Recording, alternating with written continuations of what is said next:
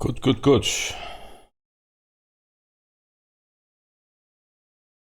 New custom campaign.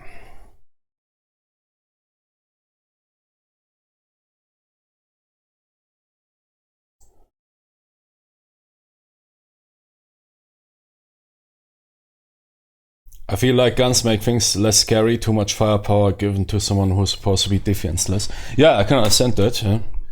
I guess it is also a matter of taste. I think if you do a horror game where you can formidably defend yourself, wait, let's start the campaign. And then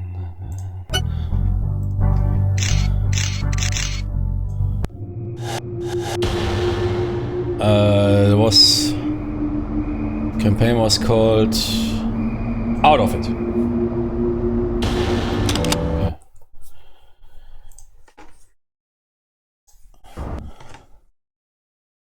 Yeah, because if you do a game with where you can formidably defend yourself, where you're not defenseless, you of course need to adopt the enemies to it. So enemies need to be very fast or something. Bullet Spongy is not good. I think Bullet Spongy is the worst. But Cry of Fear has those really fast enemies or those jump scares, which makes it really cool when you're rolling your Glock. Suddenly some dude pops through the door.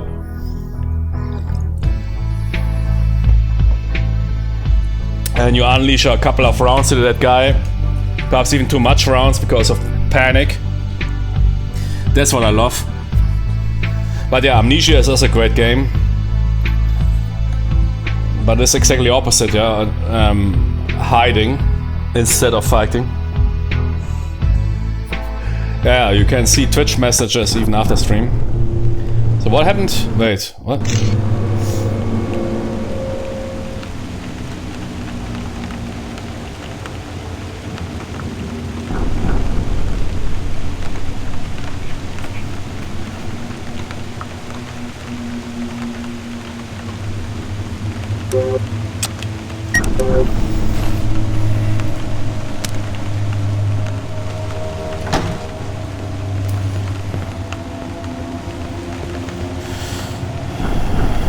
I think you couldn't see my message because stream ended. I said I saw it. Now the Twitch stream, you could basically write. You could even write me. It even sometimes happens if I'm off stream, and I still running, for example, this third-party tool which shows the stream messages on the screen, as you can see. And somebody writes simply a message, and you can always. I think on Twitch you can always write into a chat. And it will pop up even if you're off stream. I'm not entirely sure, but yeah.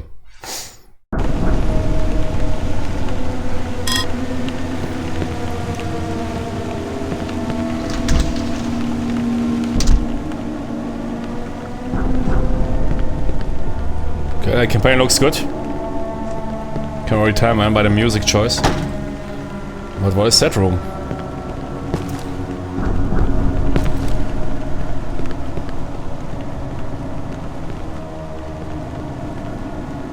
Okay. What is that room good for? Nothing. But there were some locked doors.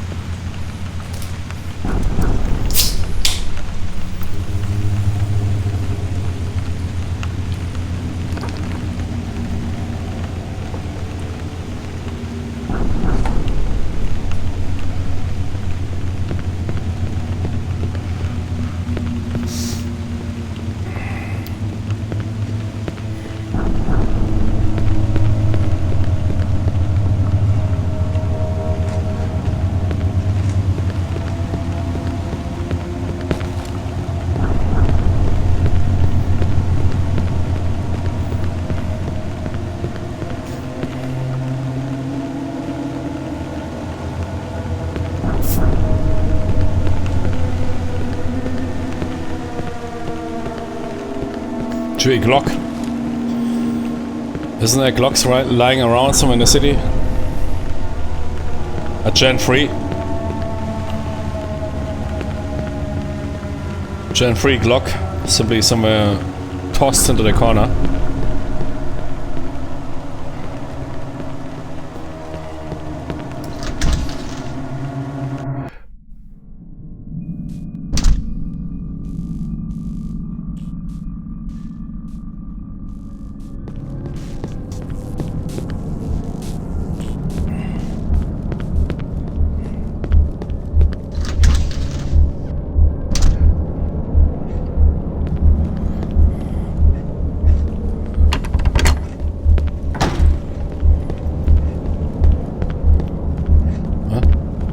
Locked. Okay.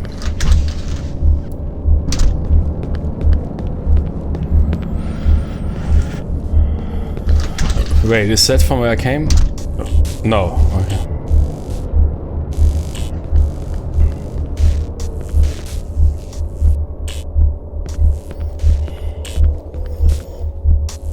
Man, dude got his brain punched out. Or whatever.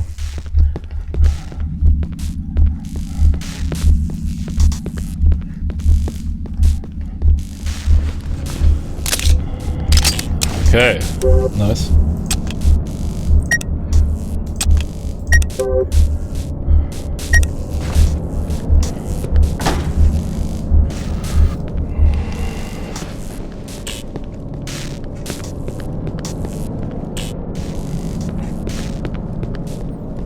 Of course that dude disappeared. I knew it.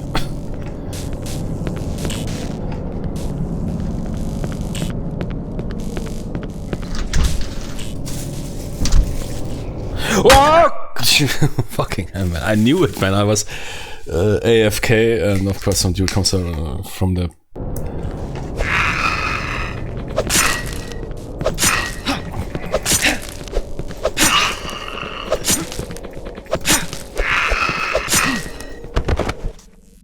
Piece of Tony.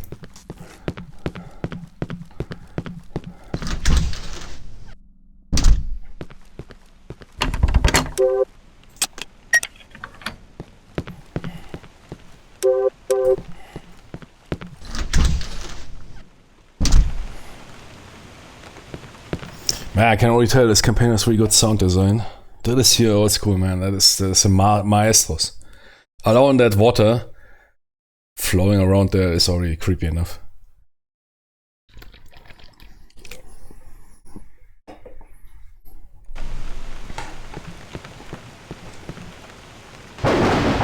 Or rain, it's not water, it's rain.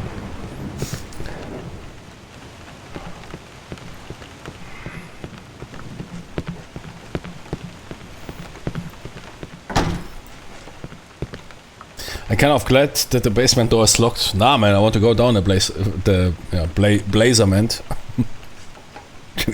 Send me to the darkness. But I guess we might open that door later on. Oh, gut, Jenny! Zucker Sinn! Fuck off, Jenny!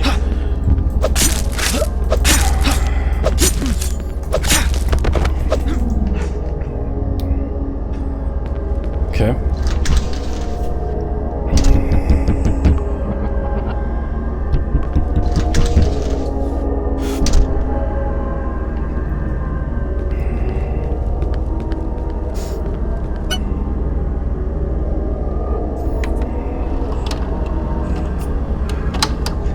Ah, damn it, I should have checked the other ending. Is it on YouTube?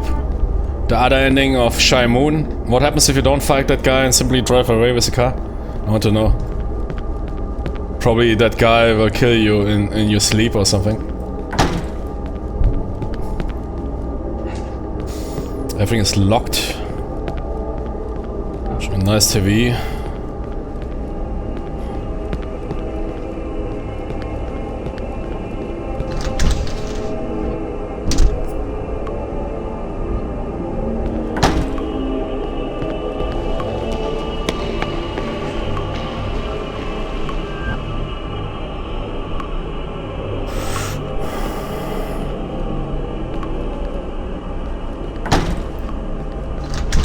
Storage. Storage is where you should...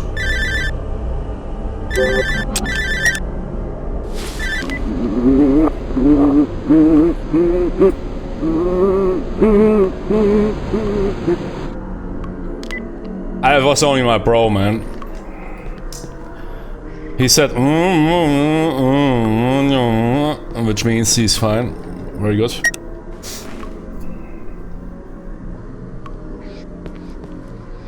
Jimmy, usually housekeepers keep a Glock here around. Give me a Glock, come on. Ah, shit. Ja, scheiße, halt doch die Fresse. Ja, ist ja gut. Fucking, I have no health.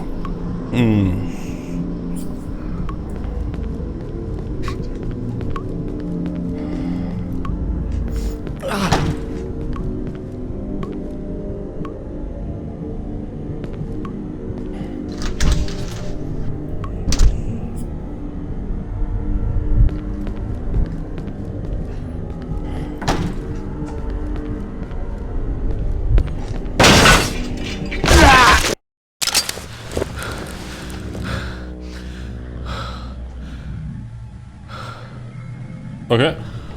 Okay.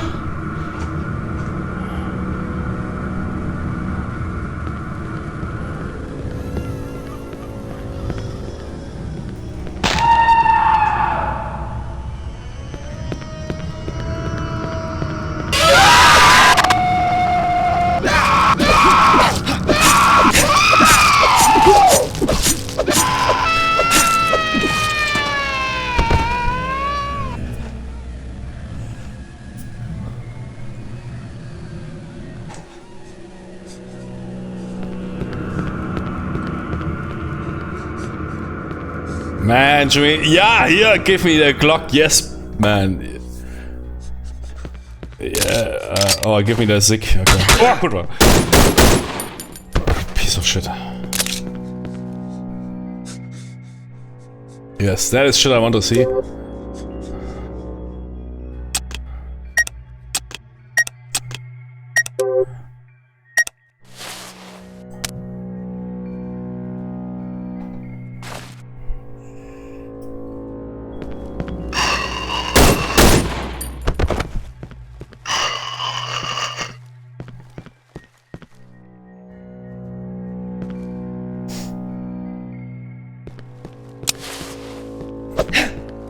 Nah, don't screw around with those dudes. I see nothing, man.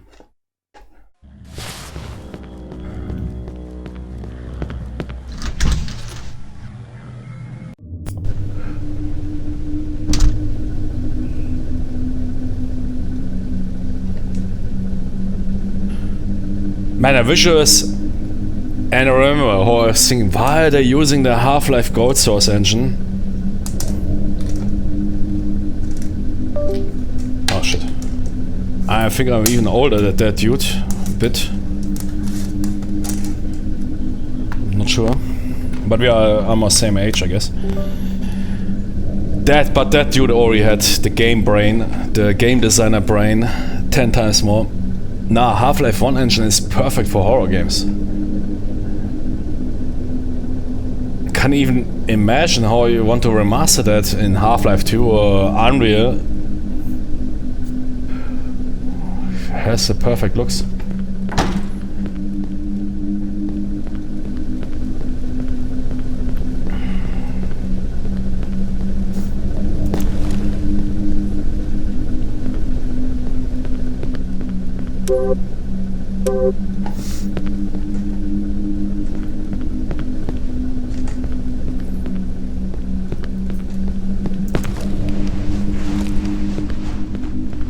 Soundtrack, man. That dude designed that soundtrack when he was in his early 20s, man. Holy shit, man. The dude is rivaling or is among those masters like the Silent Hill soundtrack makers.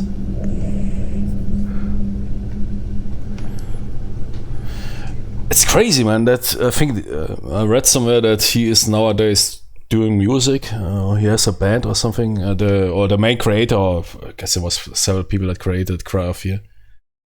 Man, if I would be Capcom, Konami, EA, Ubi shit, whatever, man, I would immediately, dude, here. I have here 20 developers. Tell them how that game has to look like. I'm giving you a game studio. Give me another horror game like Cry of Fear. But this time, budget is open, yeah. Budget is open, man. Sony paid 500 million, so whatever. But I mean, even the money is not remaking us.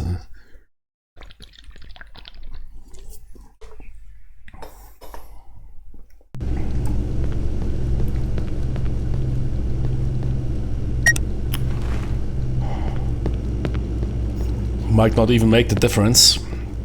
More developers. As a graphic engine is really an important choice for horror games. Just picking the newest shit is not always rolling, especially for horror. That's a reason why you see many games returning to the PSX looks and whatever.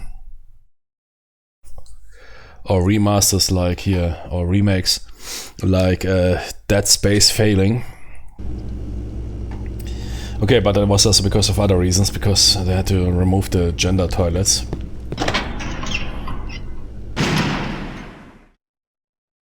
But that is here redesigned, the sounds and everything. Perfect quality. Okay. That definitely doesn't look like cattle. Oh, okay. Backdoor.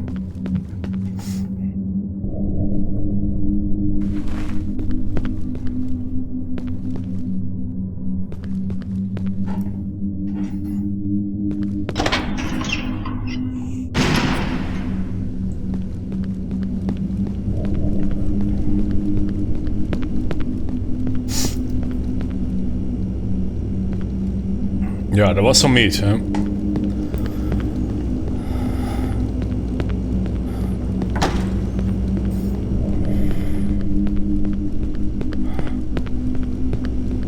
I think there was those airplane crash dudes many decades ago crashed somewhere and nobody could figure out where they are, and they started to eat the corpses. I mean, it also happened in Leningrad. They say that human flesh is somewhat tasting like chicken.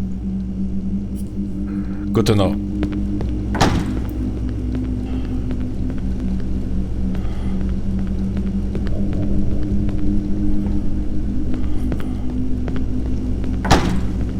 Ah, key. Okay, there's a back door.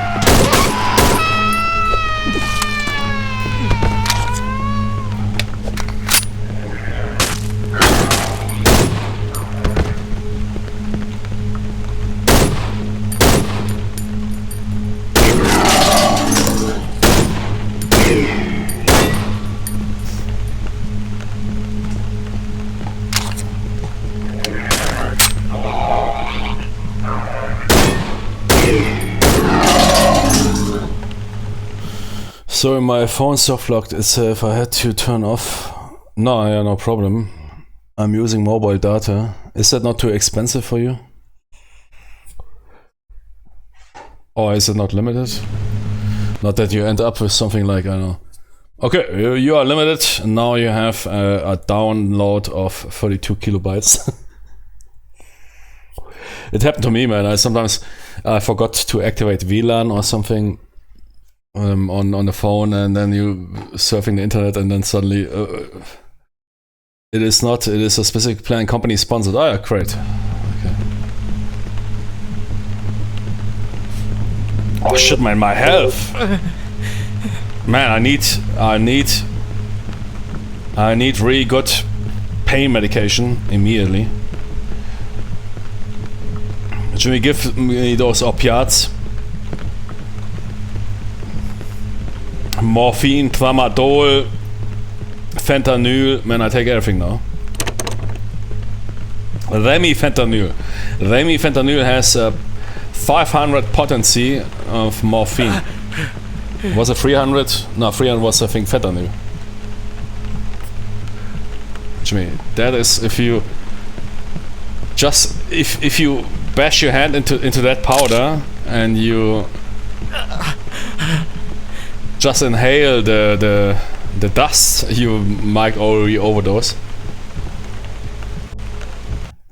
Yes, but fentanyl is very often very diluted when it arrives.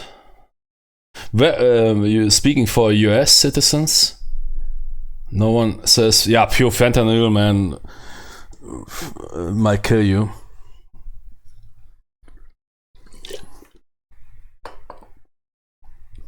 By just looking at it.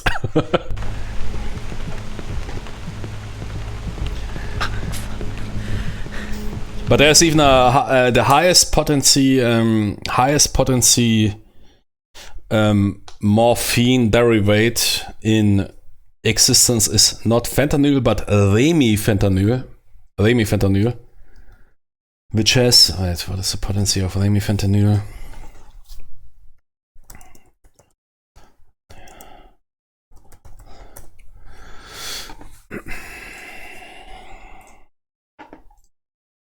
Ist das something higher? Bla bla bla. Ah ja. Mhm. Ah, okay. 100 to 200? Ah, there is even, yeah, so fentanyl, I heard, yeah, I know that. Has 500 to 1000. Fentanyl, man, 10,000, man, shit. Holy moly, okay, yeah, I'm outdated. 10,000. They're testing it. Intramuscular in large mammals. So that is probably not so far, what do you say, authorized for the pharmacy market. They only tested it, yeah, because I guess EV would be intravenous. They only applied it so far into intramuscular into large mammals, which is animals. Holy shit, man! 10,000 potency. If you see that shit, man, and there's only a bit of powder in the air, and you inhale that, you already overdose. 10,000 potency, man.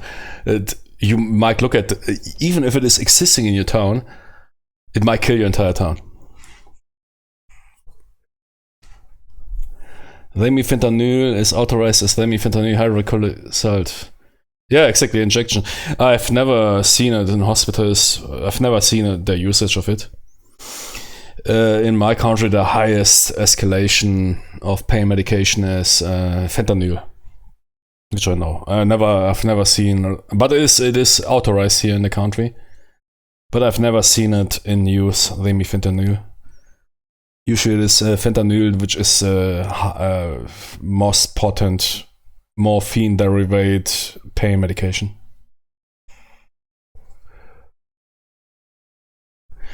Yeah, you're right. Normally you don't use fentanyl, you use simple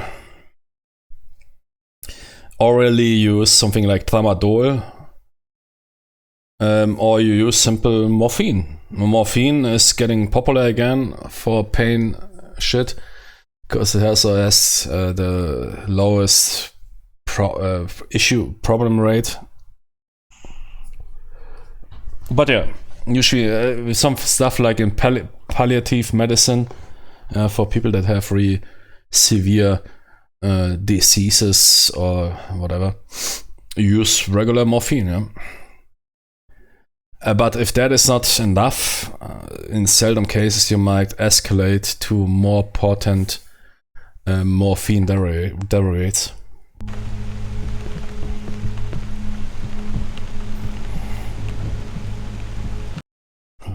Fentanyl is only yeah okay, that's exactly, that's a but very seldom there's a morphine allergy. And fentanyl is easy to produce synthetically. Yeah, exactly. Heroin was also super easy to produce, but it still has authorization to be used, but nobody uses it. It is semi-synthetic.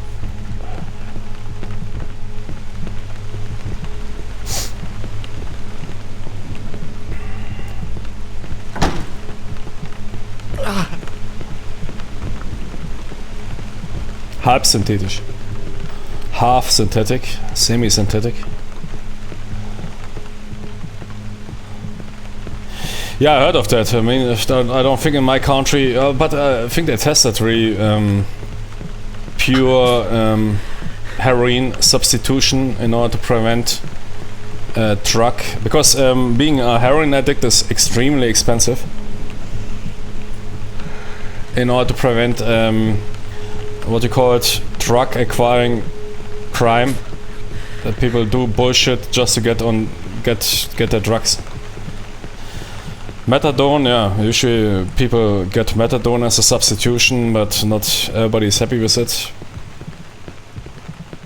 Some super hardcore addicts, they might really need the pure stuff, and better you give them this shit instead that they, I don't know, sell their body or commit some crime in order to get enough money. A heroin addict might, what was it? You can't believe it, yeah? Might spend, I think, $500 to $1,000 per day for his addiction. It's extremely expensive. Yeah, withdrawal, sure, yeah. I mean, you can't cold withdraw in most cases from heroin. It's not that bad like with alcohol. You're not risking what you call in medical delir. Well, of course, people can go quite crazy. But the bigger problem is simply for most countries why they rather considering to substitute those people is that they don't commit crimes. Because being a full hardcore heroin addict is extremely expensive.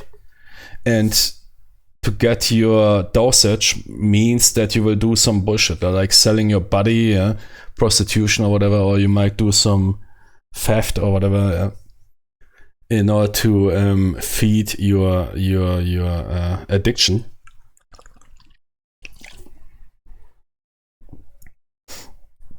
Then it makes sense, yeah, that you rather give those dudes the shit instead that they, I don't know, do bullshit on the streets.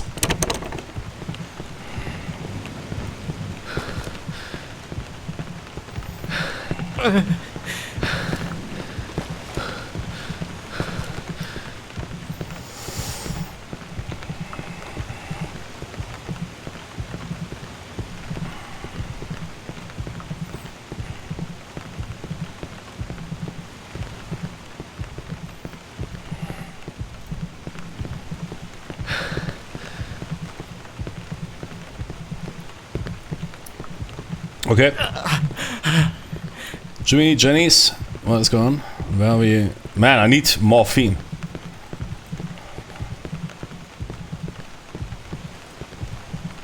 Yeah, it's the, do we have a key now?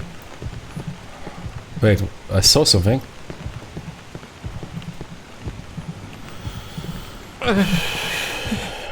One of the only drugs you can quit cold turkey is meth, because unlike there's no chemical dependence, only psychological. Alcohol and opioids make you dependent on them to run your body. Yeah, sure can be. Yeah, but meth is only. Yeah, I'm not sure, but might be. Yeah. Methamphetamine.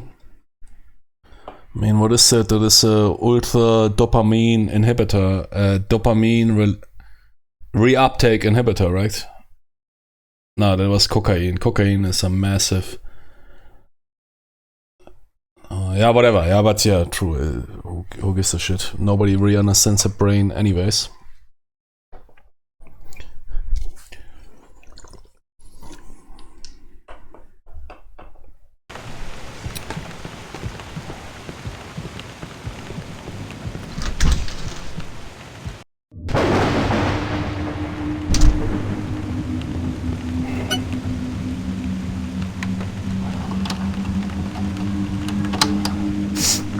But you're right, yeah. Alcohol and I think heroin, yeah, true. Or opioids. Withdrawal need to be observed to not risk delirium condition. While most other drugs can simply be cold turkeyed. Just need to watch out that that dude is not doing something to himself. Yeah, I think you're right. Alcohol and opioids, there's 2 cases. Jimmy!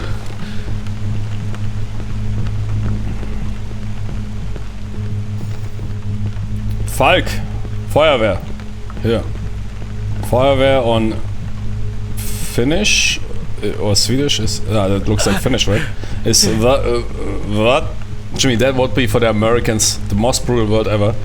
Räddningstjänsten. 201. Good company.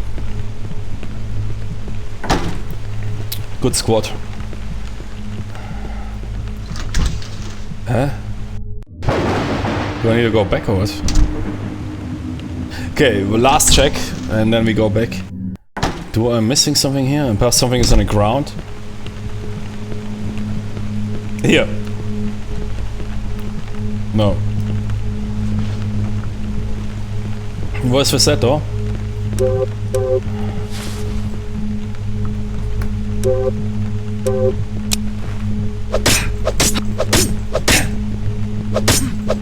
Ah, here. Okay, we found something. Nice.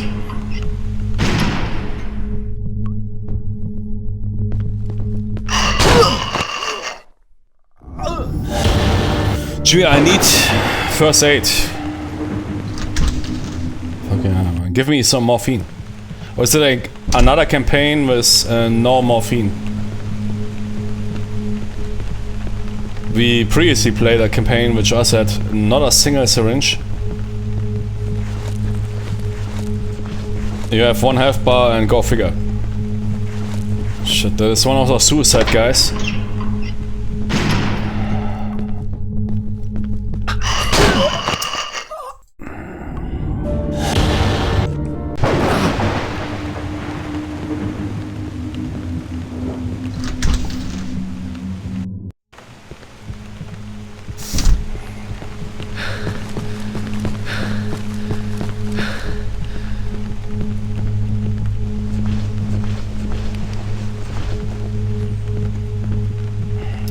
Man, I remember when I was a kid and the first time visited Frankfurt. I guess nowadays it is even worse. I was so shocked around the central station how many people there were, and they were simply. I remember I saw a group. They were sitting in a circle, and they had, I guess, some heroin in a syringe or whatever, and then they handled the syringe over the entire the entire group.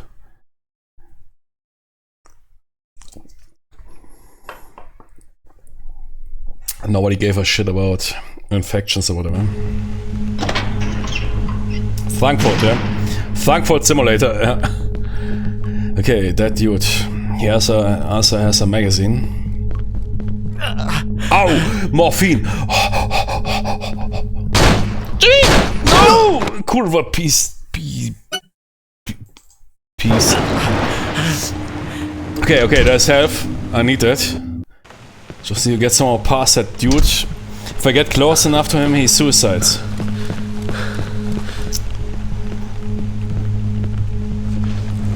I could face hack him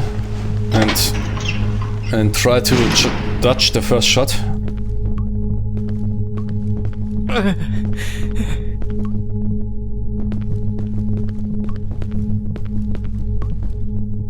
Do it! Ja, nein! Piece of shit, man.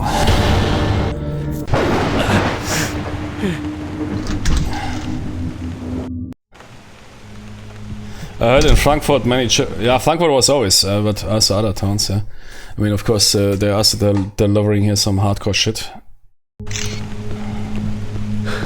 Yeah, I could shoot his head. Normally I don't shoot those dudes, but in this case I might do that because if you get close to them, they suicide. I don't want to waste ammo, but you're right. But you can't lean this game. Oh shit! Yeah. My keyboard. Okay, but we will handle it. Right here. Yeah, I might do that corner shot as you suggested. Just need to figure it out with my fucked up WASD keys.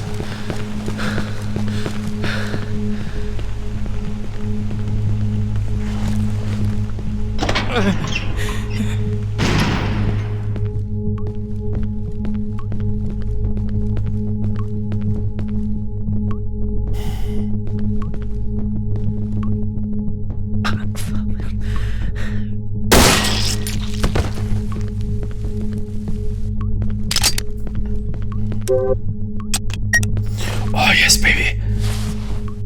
Man, dude immediately hits. Nobody can inject like that, man. Tony, first you need to stretch your vein.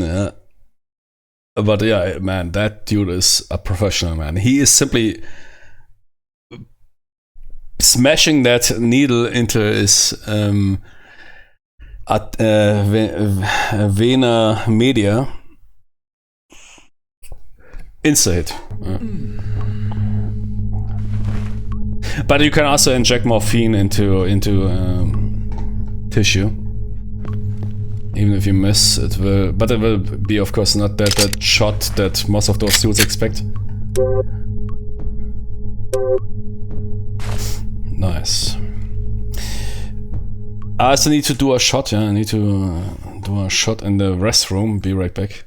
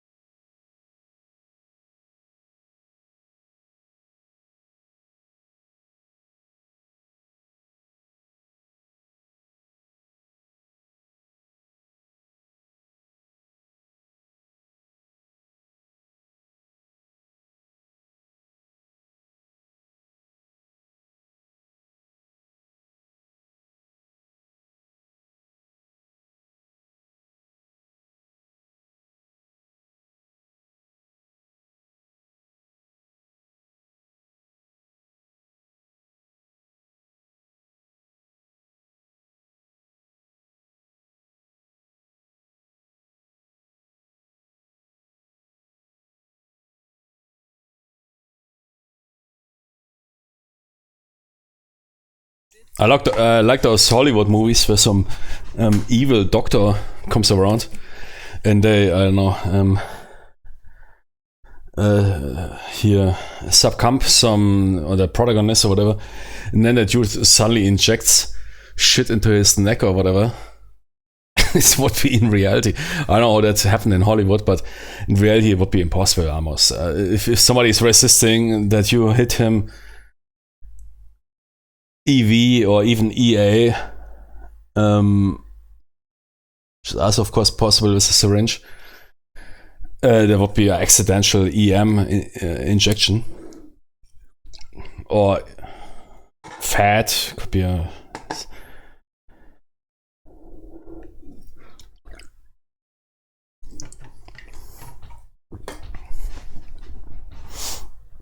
simply a tissue injection. But you see sometimes those spy movies or whatever where some dude, some evil doctor comes around the corner, man. That must be the best doctor ever. The dude is running championships on hitting veins or hitting vessels. That's in reality not possible, yeah.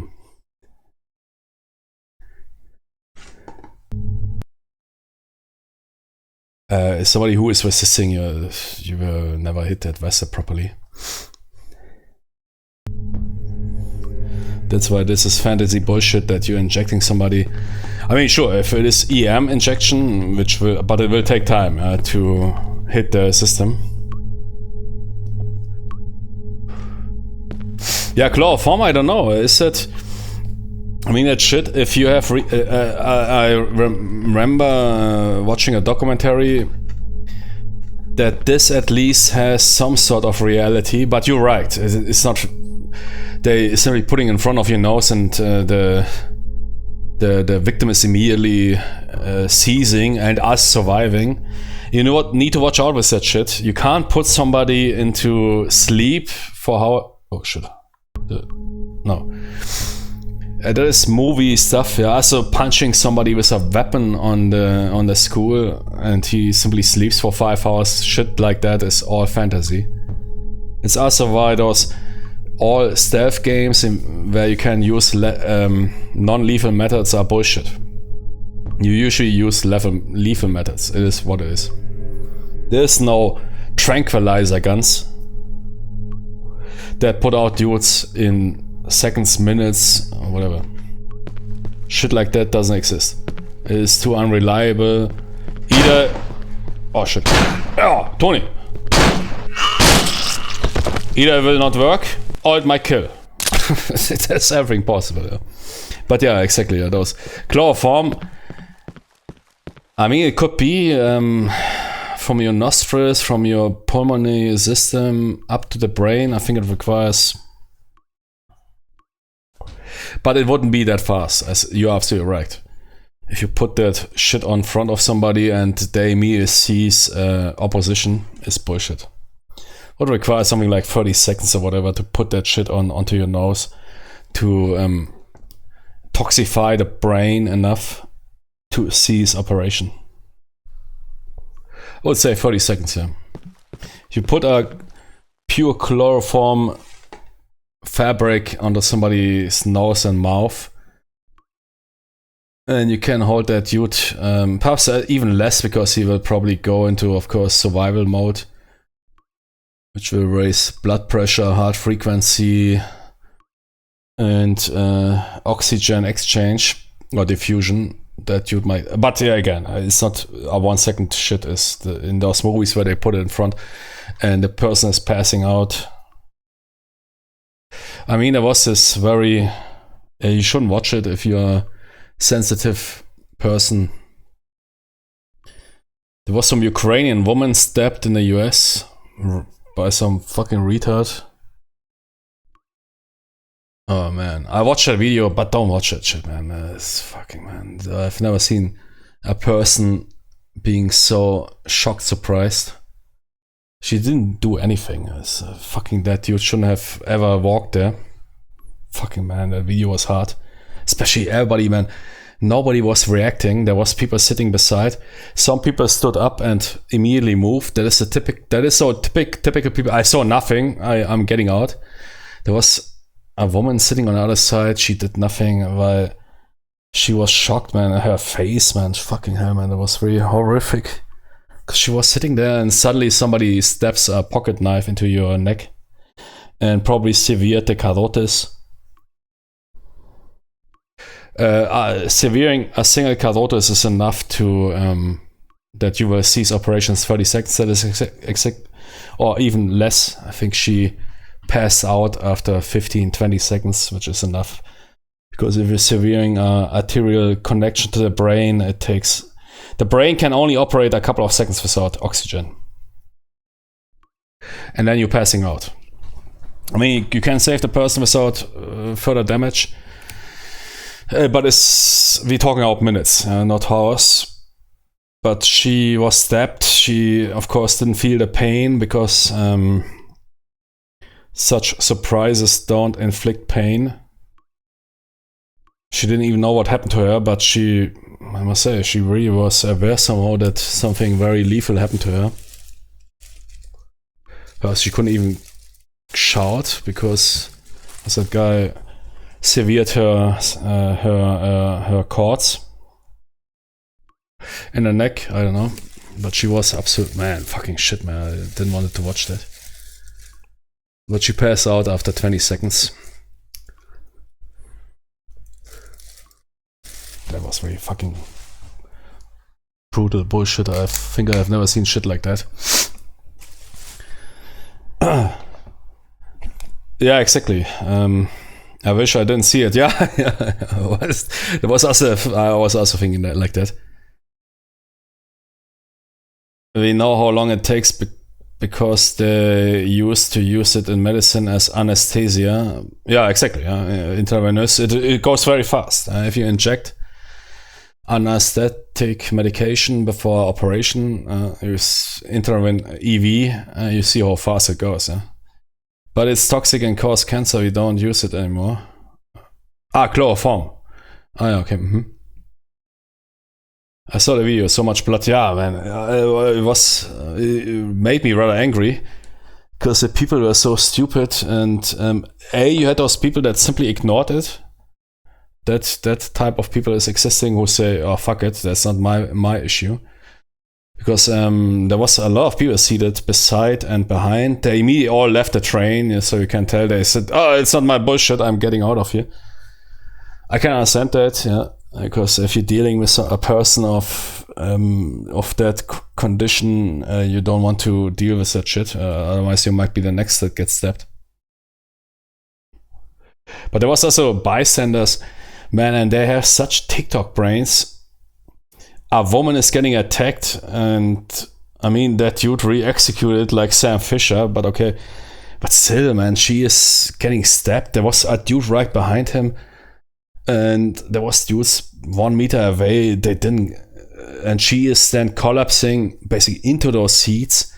That must make sounds if a 60 kilograms body is hitting the ground.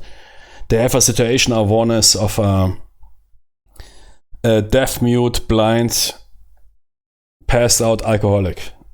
That must be really a TikTok or smartphone brain.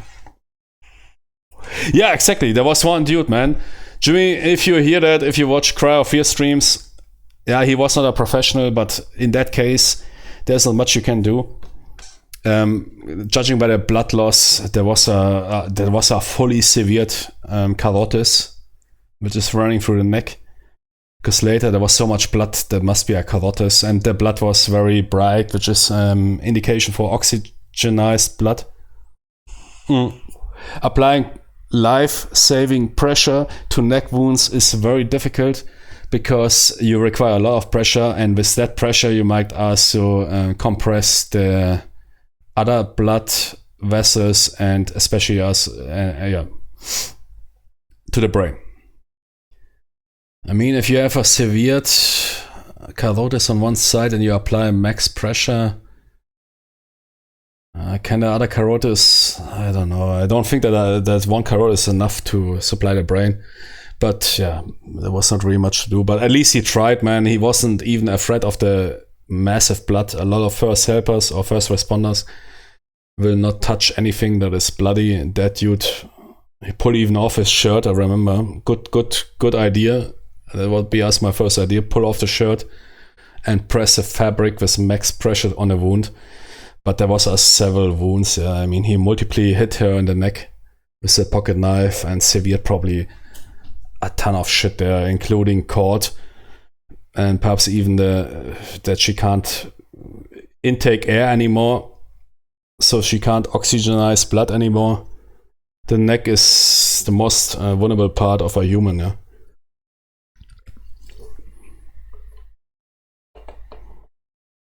And brain death is the fastest thing that happens. I mean, people usually die. All people die because the brain is not getting oxygenized. If you have a heart failure and your heart is not pumping enough, you don't die because of the heart. Yeah? I mean, there's of course the initial thing, but you die because your brain is not getting supplied. That is 99.9% of people die because the brain is not being supplied. Period. And your neck is the most exposed area there. The blood, oxygenized blood, needs to go to the brain. So that was, but cool, that dude. But it took, I don't know, 5 minutes or whatever. It's fucking piece of. There was even 2 dudes standing beside, man. The entire fucking wagon was filling with blood. Oh yeah, it's fucking TikTok smartphone brains, man. People have situation awareness. It is unbelievable. But I'm pretty sure there are some dudes noticed that something happened, or some people. They simply pretended, I see nothing, I just want to get off the train. Because the entire area of where that young woman got attacked, those people then suddenly flooded out of that area and left the train. I can't immediately tell what they basically pretended. Oh shit, I saw nothing. Okay, that guy stabbed her to death. Leave the train. I mean, I can understand that. I might even do something similar. If you have an active threat with a knife, which means no matter what kung fu you learned, dude with a knife can always. I even had a patient, a female patient. Because I was in Austria, but they were religiously motivated. It was not schizophrenic or psychotic. But that dude shouldn't have walked. Somebody released. But I can absolutely tell what happened there in that case. Dude was simply released. Probably stopped taking his antipsychotic, neuroleptic medication. Because that medication comes with severe side effects like extremely dizziness, sleepiness, loss of libido, and whatever. Was anybody armed on that train? Nah, I don't think so. I don't know in what city it happened. Chicago, I think was it Chicago? No, Illinois? No, it was another city. You can also die due to brain toxicity, but that is rare. Yeah, I mean, of course, if the blood is not flowing, you lose oxygen. You're accumulating toxic substances. We're talking about seconds. Of course, brains, those your cells, accumulating CO2, decarbon monoxide, deoxide. That has to be transported away. That is why you're breathing out. Otherwise, we would only breathe in. Now we also breathe out because you need to breathe out that shit, especially CO2. You breathe in O2. Mix. It's not really pure O2, Air is not. Air has. What is it? What is the percentage of pure air O2? Which we require. If you would breathe all day pure oxygen, I mean, you can do that. That is what mountaineers do in order to prepare them, oxygenizing themselves. But on long term, it would be deadly. Charlotte. I think it happened in Charlotte,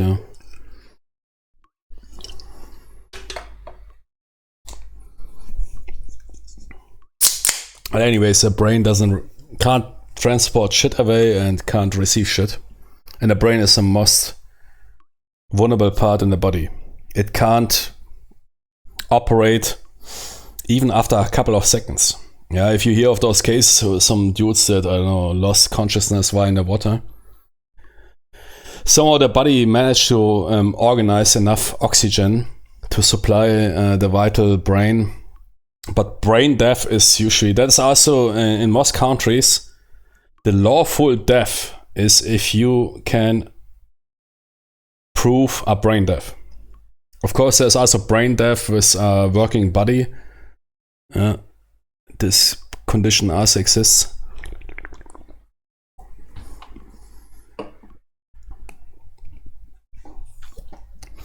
But brain death is the ultimate death. And usually, and it happens very fast. You can be severely injured. As long as the brain is somewhat supplied, it's okay.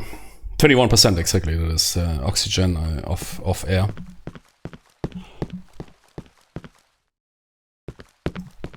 Of the regular air, of course, if you go higher, that percentage drops. That's why I require oxygen supply if you, for example, do a halo jump, or if you operate a plane in such high altitudes. So our body is developed for 21%. With some exceptions. There are so Sherpas, that's why they are so good at doing their stuff, because they grew up with that lower oxygen supply and their body is basically adapted to it.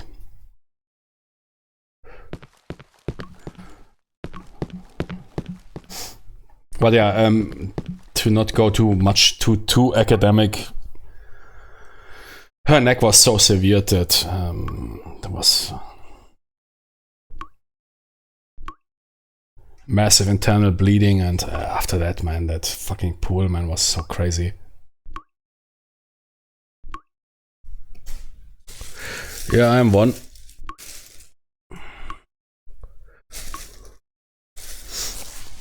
Which doesn't mean that I know everything perfect. 21% at 1 ATM. What is that for ATM? Is that a scientific designation? ATM?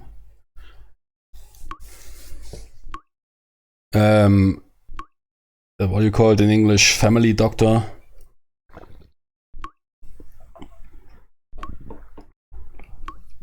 That you hit first.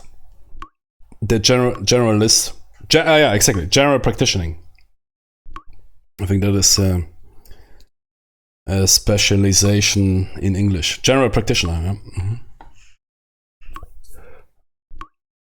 Atmosphere, res, pressure rating. Ah, yeah.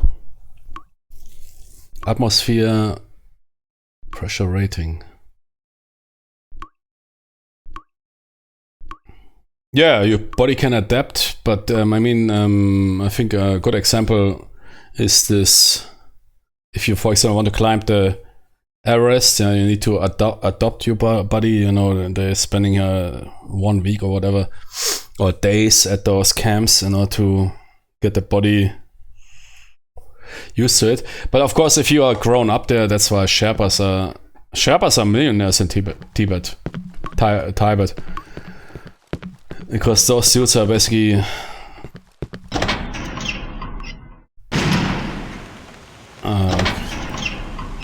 if you grow up in such conditions, man, you are really hardcore.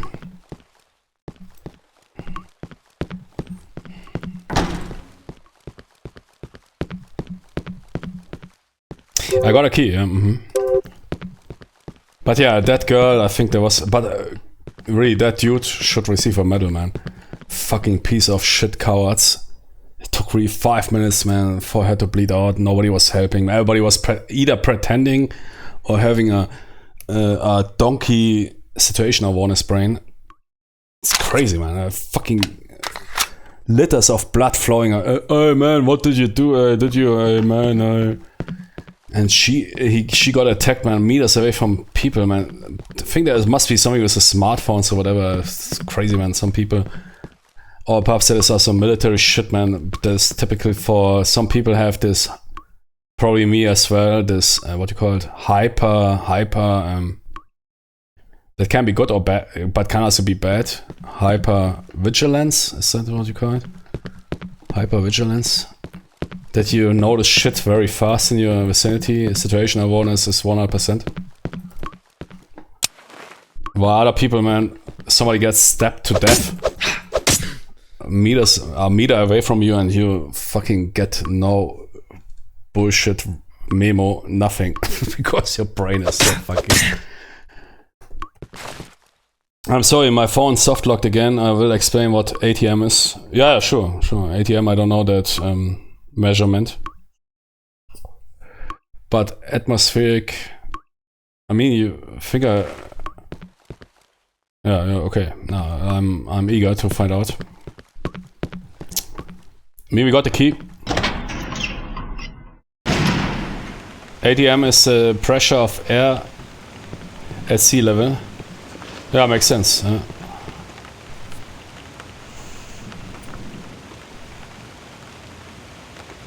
Air pressure. Mm-hmm.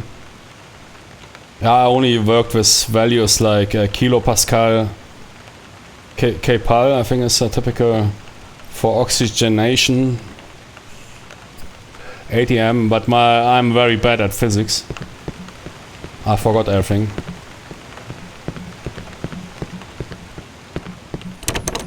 But we usually worked with kPa, not PayPal, but kPa, which is kilopascal. But I can't remember even for what. I think it was how the pressure has to be to oxygenize somebody.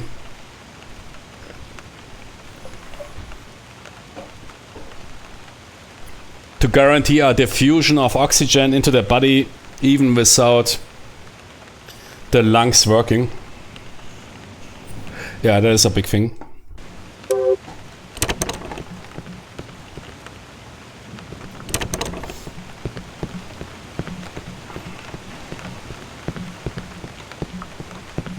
Yeah, PSI, PSI, no, yeah. Exactly, kilopascal 1000, yeah. But PSIs, yeah. Or mmHg, that is, what is it called in English? Quecksilver. Quicksilver, what is the scientific English term for quicksilver? But yeah, exactly, yeah.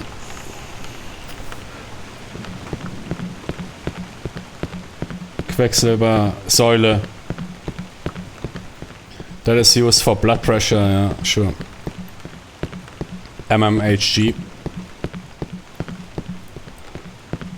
It's outdated, but simply nobody needs another nobody needs an update, so who cares?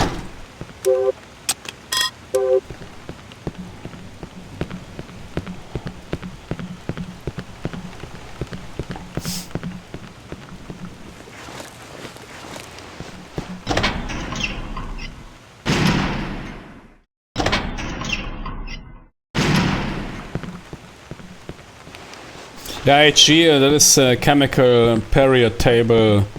What is Hg? Wait, Hg.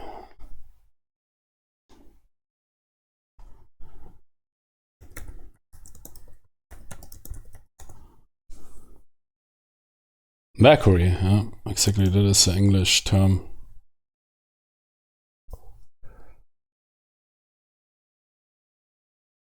Why did they pick Hg? Sounds like halogenium.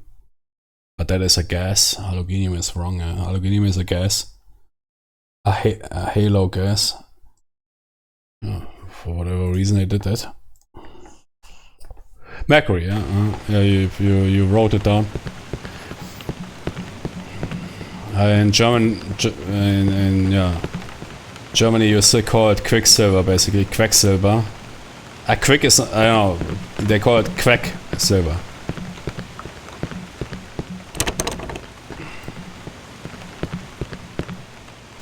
It comes from hydragirium, meaning water, silver in Latin. Ah, yeah, cool. Hydragirium.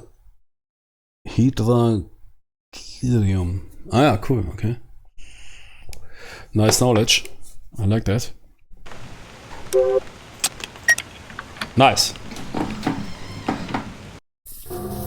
Because first, you would think it is hydrogenium, which is, what is that? That is water, or water is H2O, but that is already radioactive.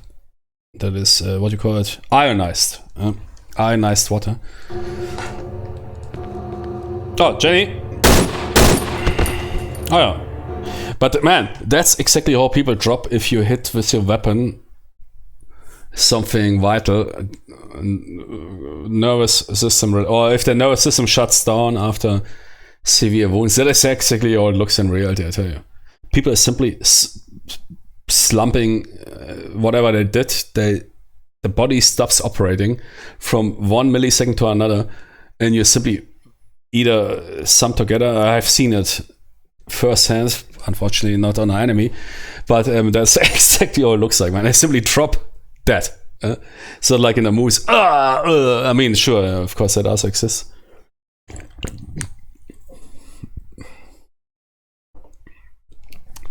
Have you ever had to look after 2.4 dinitrophenol toxicity as a doctor? No, I don't think so.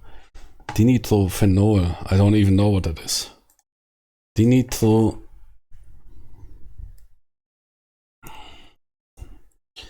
The chemical wise, wait, normally you can dinitrophenol. So there's a phenol group and there's a dual nitro group attached to the anchors 2 and 4. If I remember, yeah, again, I got very bad in chemistry. I was back in the days, I was really good in chemistry because it was required, but I forgot so much. But usually, chemistry names are really good. 2,4, I think, indicates where those two nitro groups are attached to the phenol molecule. 2,4, I think, clockwise. That's how they do it, right? So it is, yeah, I'm not sure, but usually the numbers indicate where are those groups attached. What is that even? Let's see, wait, 2,4. Where do you start to count? I forgot it. Yeah, 2 nitro groups, okay. And OH, wait, what is it? OH, oxygen, and one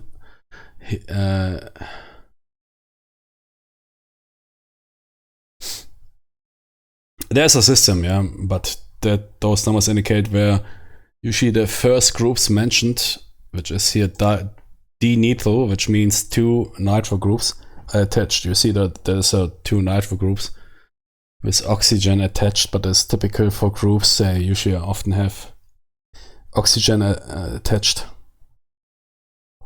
to fill their, what do you call it? I'm just now guessing because my chemistry, I was really good at that. I got full marks. OH is from the phenol. Ah, yeah. Ah, yeah. Okay. But nowadays I'm just guessing. But yeah, usually oxygen always attaches to many of those groups. Mitochondrial uncoupling sounds like a poison. Has been used in explosives, pesticides, and herbicides. Okay.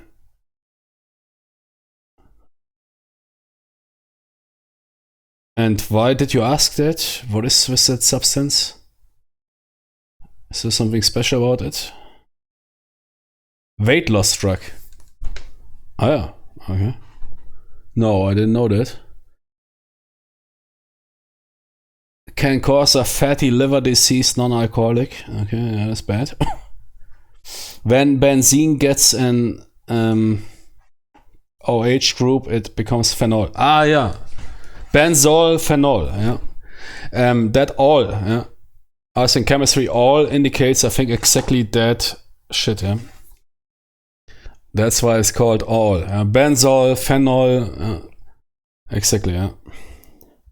And yeah, benzol is highly toxic for the human body. So I guess phenol is the same. It seems like it was abused as a weight loss drug. Nah, but bodybuilders with DMP is DMP, yeah, that's what we call it. D-nitro, okay, phenol. Fitness and people with eating disorders to lose weight. Oh, imagine I need to order that. It's already available online. Okay, let's order it. DMP. Buy DMP. Sounds very good. Okay. D-nitrophenol. Yes, baby. Yes, here, look at that. You can.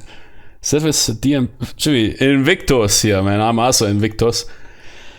Big Zone. Let's buoy. Oh, yeah, okay. That shit is indeed used. Seems to be a quite effective, but very impactful weight loss drug. I was asking because I saw a paper about it on PubMed. Ah, yeah, PubMed is very cool. Yeah, I also checked it off now. Not too long ago, surprised me. Very awful side effects banned in 1930s. So early. Yeah, I don't know. Perhaps. I mean, there's a lot of drugs that are banned. If you would use them, let's say in a more, steroids the same. If you would use them in a very grounded fashion, they might have good effects. The problem is that most people simply abuse it to the point that it becomes, of course, extremely health threatening.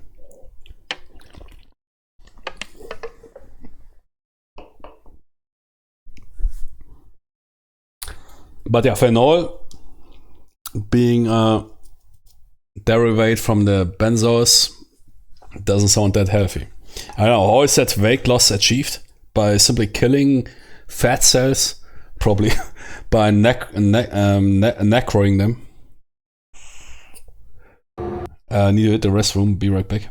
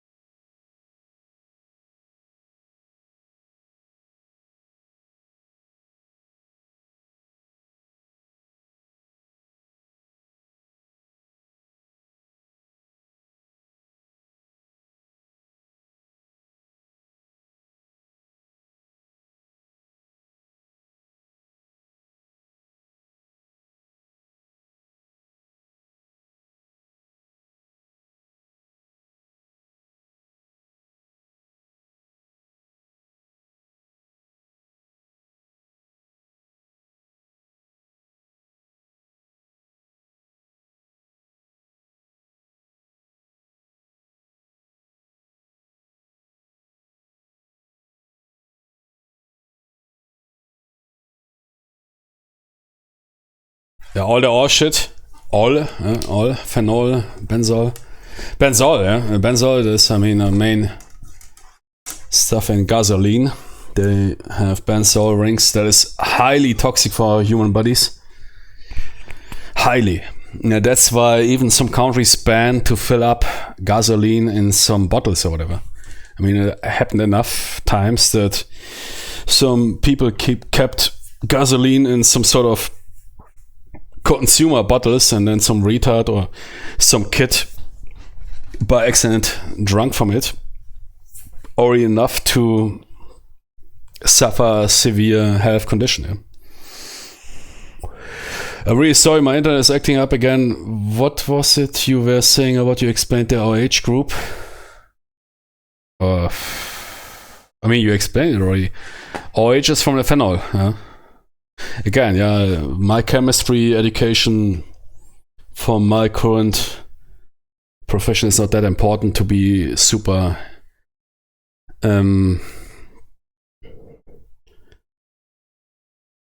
super proficient in that regard.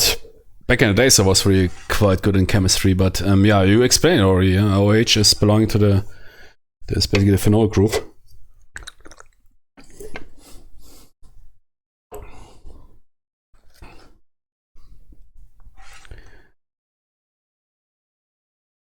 Yeah, also can imagine are bad. It's all those rings.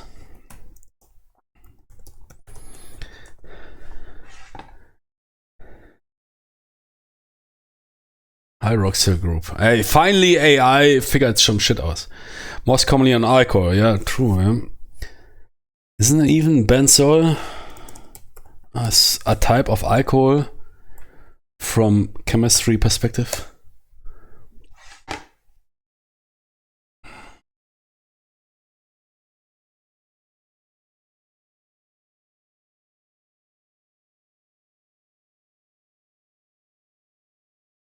That is a benzol ring, yeah? Or benzene. Benzol ring, that's what I know, yeah. And yeah, to this shit you can attach stuff and then the name changes, yeah? But it remains certain pre or suffixes telling you immediately, or telling chemists what that shit is. And most of this shit is super toxic. You see, it is usually used in explosives and cleaning shit. It's exactly the stuff you shouldn't drink.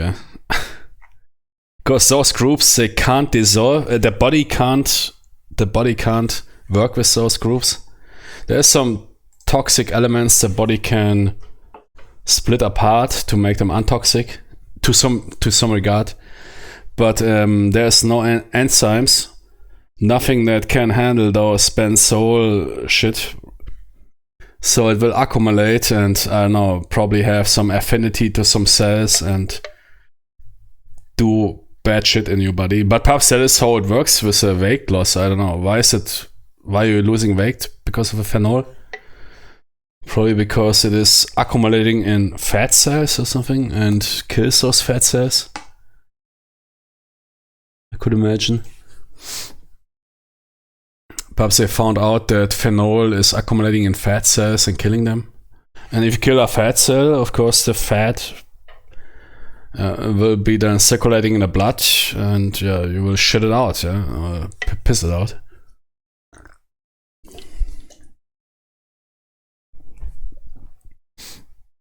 They used to make bombs out of it, attach 3 nitro groups to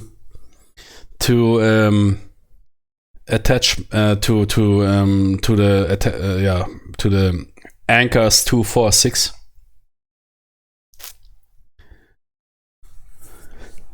Yeah. Okay, whatever. Cool. I like that. Finally, somebody arrived in my chat. I can have a nice talk. If you don't meet people like that who are interested in this scientific shit. Usually, bro, man, why is your aim so bad?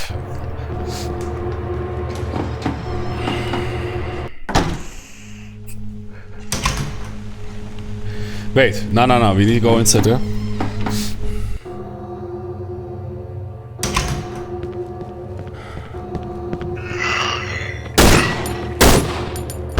Man, that guy dropped fast. Set a mess. You lose weight because you can move in and out mitochondria. Mitochondria in cells, basically the reactor, the energy plant, and carry ions. Carry mitochondria and carry ions, so they are ionized. Okay. Only 2,4-DMP can do this though, because other nitrophenols are either too acidic or not acidic enough to move comfortably. Oh yeah, okay. So they basically match the pH of the body, which is what again? What's the pH of the human body? 7? Neutral, basically, almost. If you if you exclude the stomach. What is the pH of the blood? 6.4? I don't know. I came up with that 6.4 out of nowhere, but perhaps it is either blood pH. Okay, 7.4. Yeah, okay. I missed it by 1. 7.4, yeah.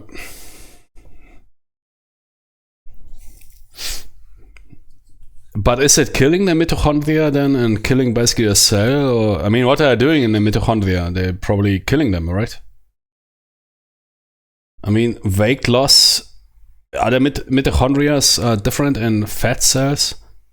Not sure. Could be. Why weight loss? I mean, you lose weight because you can move in and out of mitochondria. Mitochondria in every cell of the planet. Yeah? In every plant, human, I mean, we are animals, but every insect even. There's even this theory that mitochondria paired together with other cell compartments to form our society, and that's how the first, what do you call it, one cell organism was created. It's basically wasting energy. Okay, but then the cell can't operate. I mean, if it is a fat cell, I mean, fat cell, of course, also have mitochondria. Mitochondria, how you call it in US English? Mitochondria. I don't know. The cell is going down, right? I mean, in order to lose weight, cells have to die. And you usually want, of course, fat cells to die in order to lose weight. Yeah, if your brain cells die, you might suffer severe side effects sooner or later. The body wants to produce adeno-3-phosphate, but the production is made very inefficient and forcing the body to produce more.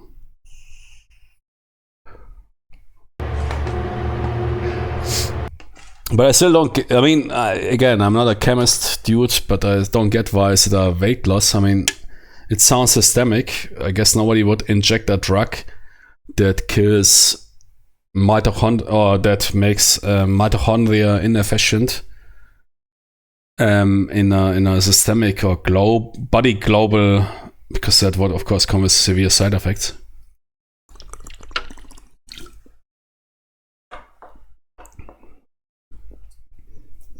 For some reason they need to show an affinity for fat cells.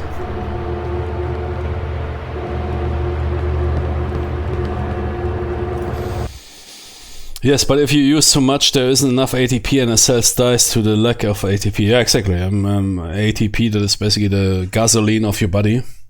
Adeno-3-phosphate. I guess that is the intention, yeah. To kill those fat cells.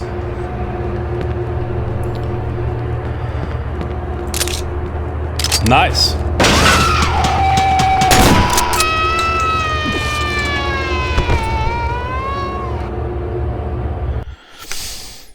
It forces your mitochondria to work overtime to compensate.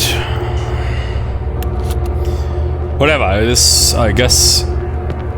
Plus you can use it to some extent as most of those shit. But I guess there's people that will overdo it. What the fuck?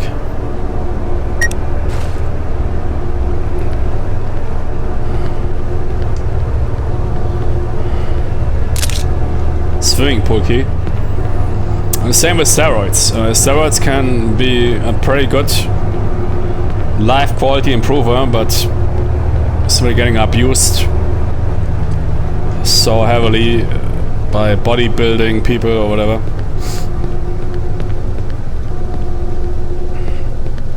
Why in certain individuals a certain dosage might help.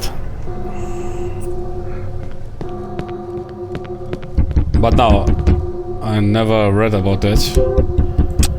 It's the first time I even heard of it.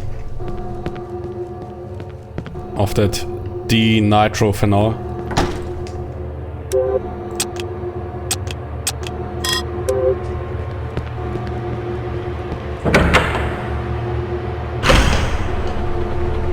Watch me! More chewies!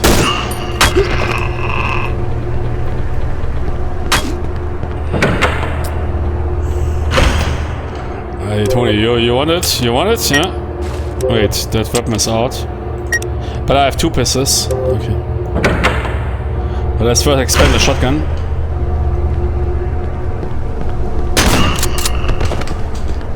Get wrecked.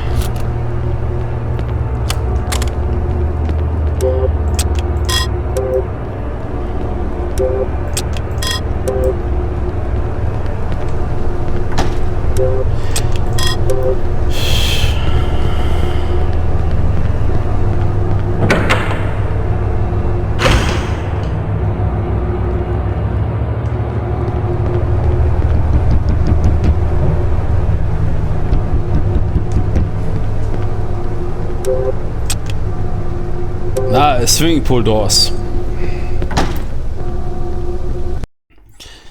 Too many people overdid it. The reactions that take place overproduce heat and the person cooks alive. If they survive the heat, they often have damaged peripheral nerves due to them being ATP starved and feel numbness or pain in hands and feet. Ah, okay. Bad in 1930s. So it was already abused back in the days.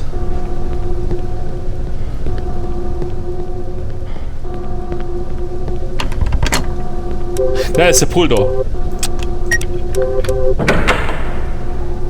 That's a great.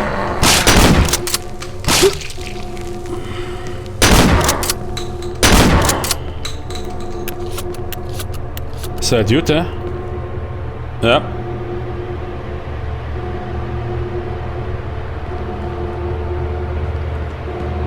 Yeah, a lot of those things are very old.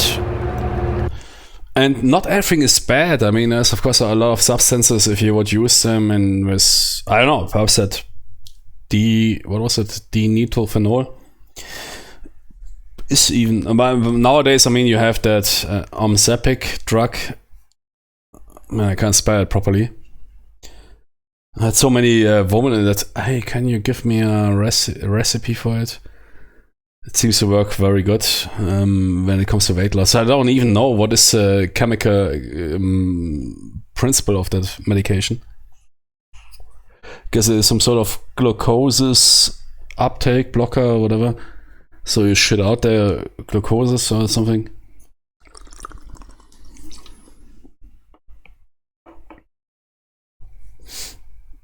Yes, but now people manufacture it illegally.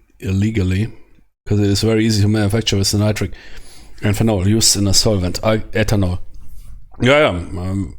And I see Jimmy's developing all those hormones or synthetic shit in what do you call it on the construction site. Those rotating devices where they usually mix the concrete. I've seen it live. I mean, when I was in the military, you hit some of those places. For basically drug busts. Those people were mixing what you call now is the term research chemicals, mixing them in those devices.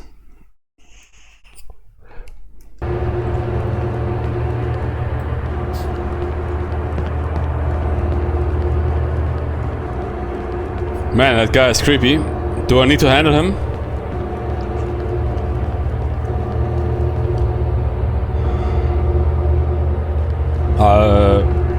Maybe open that door. So something important must be inside here. Did I pick up something? No.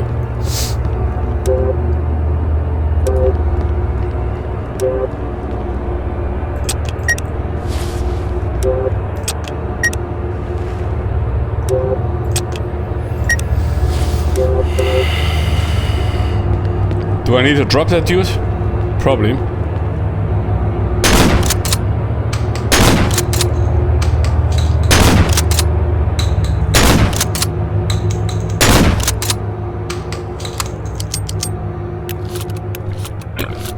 Are you kidding me?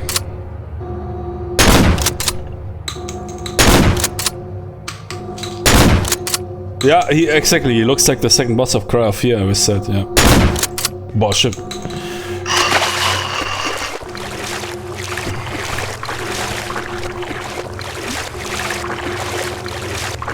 Man, I wasted my entire shotgun ammo on that dude. Is he still alive? Why?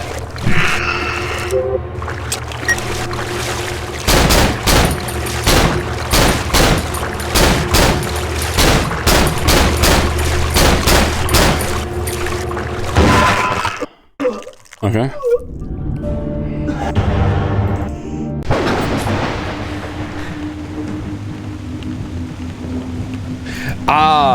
We need to, okay, that shotgun, that dude, yeah, around the corner. No. Okay. Shit, man, it was a lot of ways. What?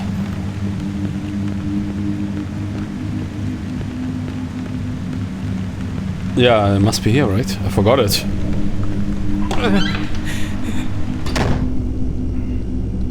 Nah. Yeah, completely lost. Wait, after that say, yeah, restaurant. Okay. That door, yeah.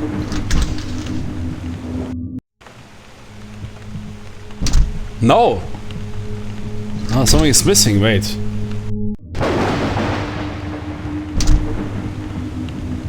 I have no key. No key. Shit. I can't remember what we did after that save. Nah, it's not as safe as that dude. Wait, in what direction I'm pointing when I load?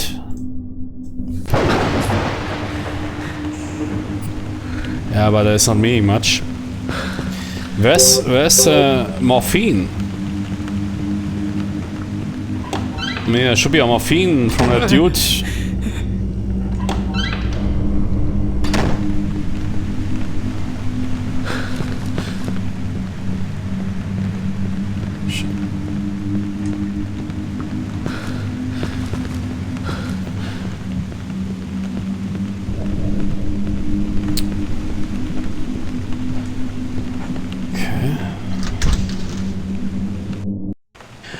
Ah, yeah, okay, I think I remember. Yeah, I remember.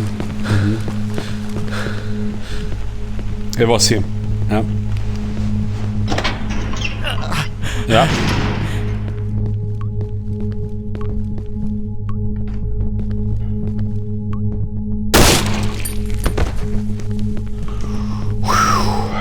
Man, it was basically almost 1 hour ago.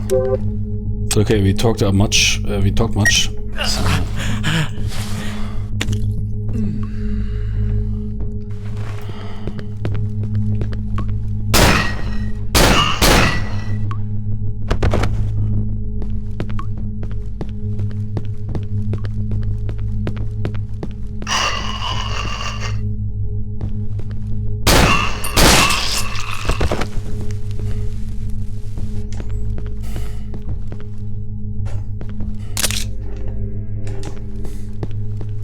That's my favorite enemy, those Glock enjoyers.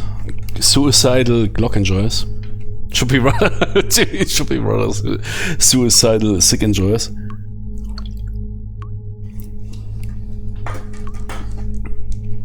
Imagine those guys are carrying 320. That would be so fitting. Be right back.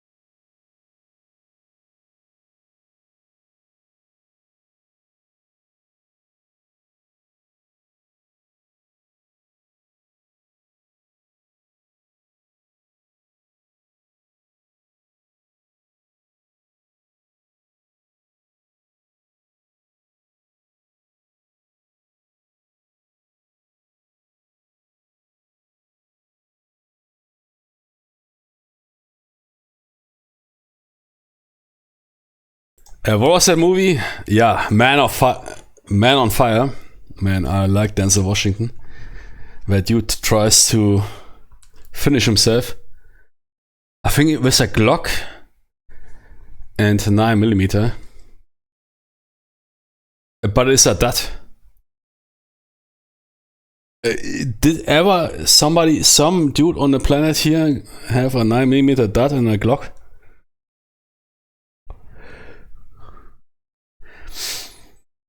I think he later used the same round to give it to the other guy who also wants to end himself, and then it works.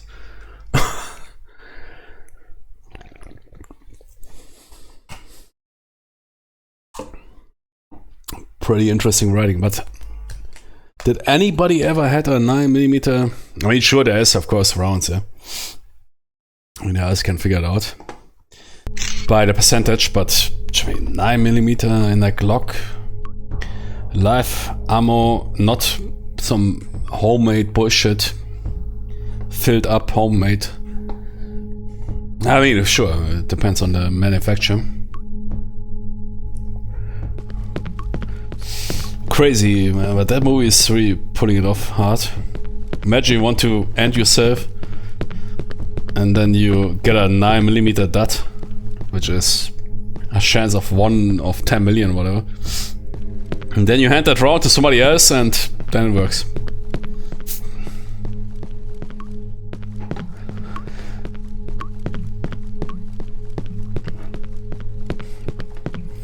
I like how he's calling his friend. Jimmy, did you ever had a 9mm dot? Yeah, might be the striker. Yeah, Jimmy. Yeah, I mean, but it's correct. If a 9mm Parabellum is not going off, it's probably one of the most reliable rounds in existence. It might be indeed a striker, but in a Glock. So.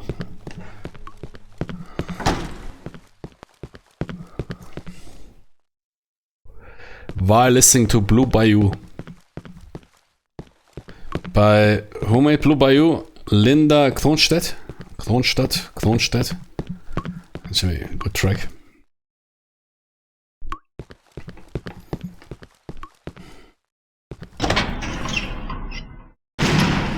Nah. I need to pick up something there. Ah, wait, I got the pool lobby key.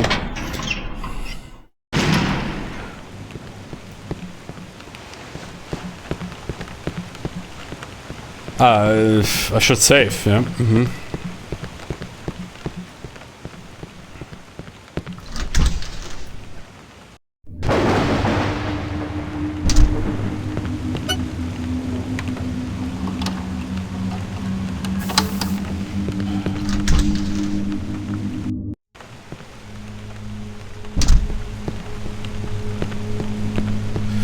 But so far the campaign looks really good.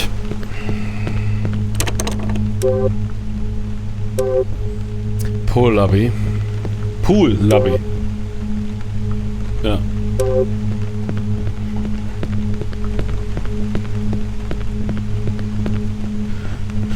But then I would have saved. Shit, man, I forgot everything.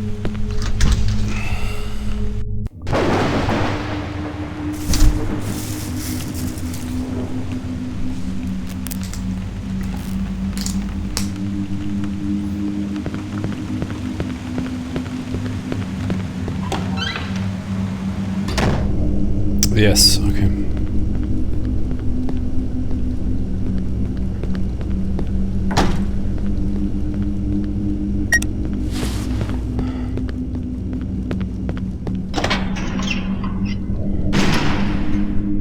No, it was not here.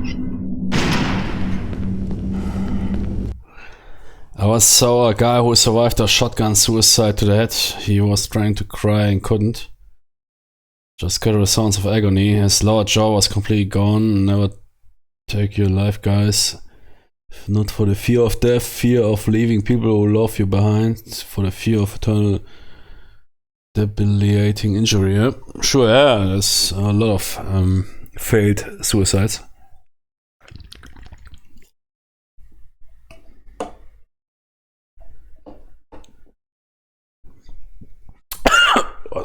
Oh, sorry. Shit.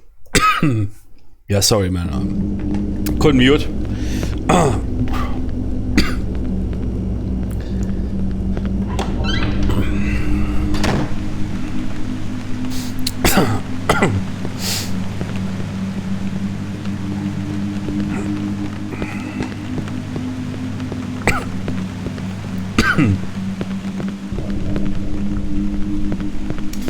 She's talking about a heavy topic and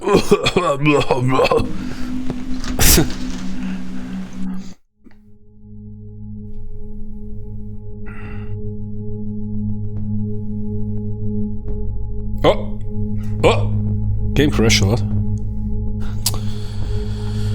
Jimmy, what? Never happened to me.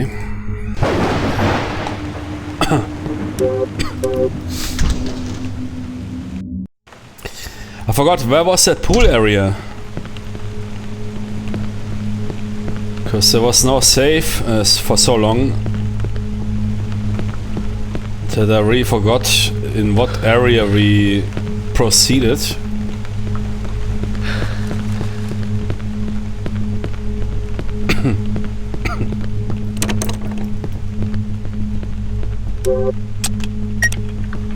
Ah, okay.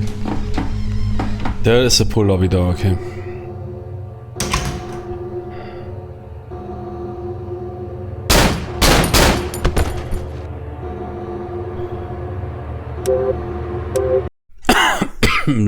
Yeah, I know it's okay, not like we can control course very well. Yeah, exactly. I was drinking and then suddenly by accident. Always happens on streams. Never happens in real life when nobody cares. It always happens on streams. Yeah, you want to drink something? Yeah, okay, that was quite a serious topic.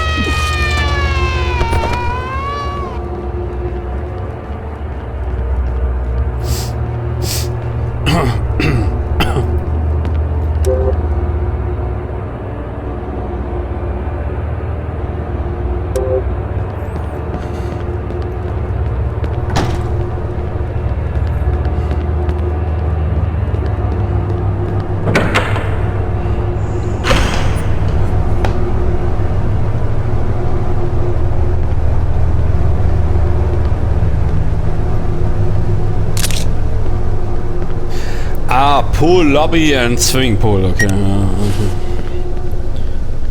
It's a bit confusing.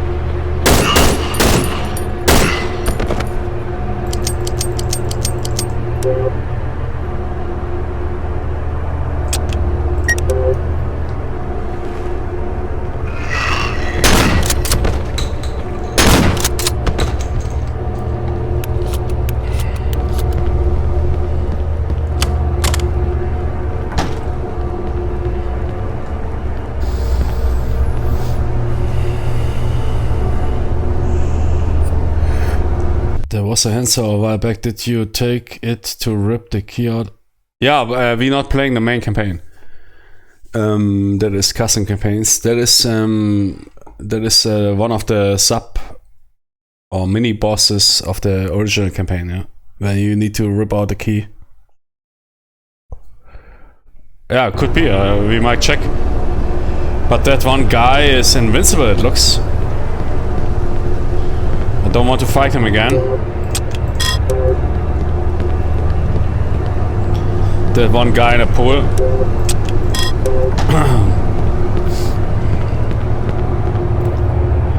Yeah.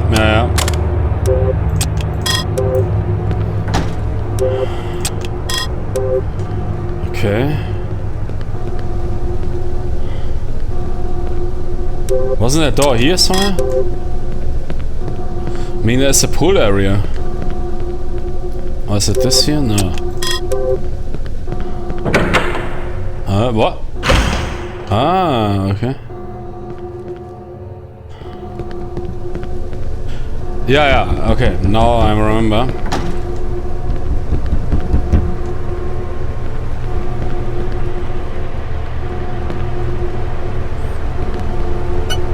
And there was a safe here, I missed it.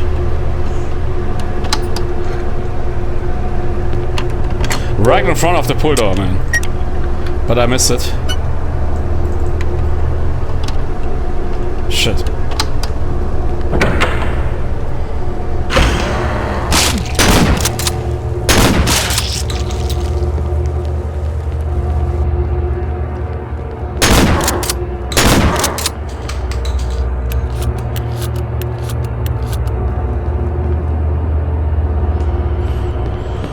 Okay, what about that dude?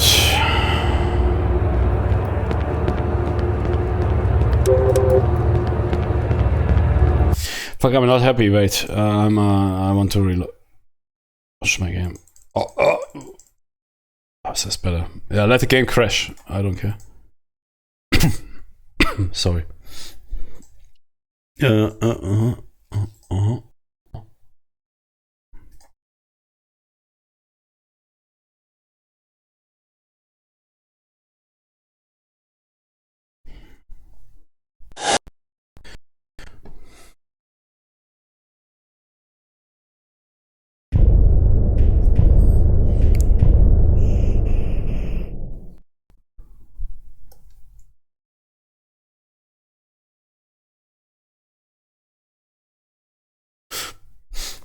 We supposed to kill that dude in the water. I mean, I emptied everything on him. Headshots? I don't know.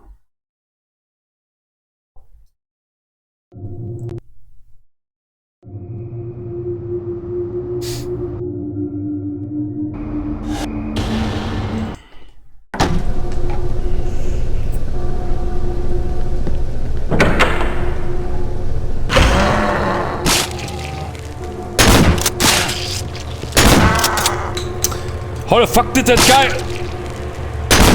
Fuck you, man. How did he survive a shotgun blast? Piece of fucking shit, Tony. Get wrecked.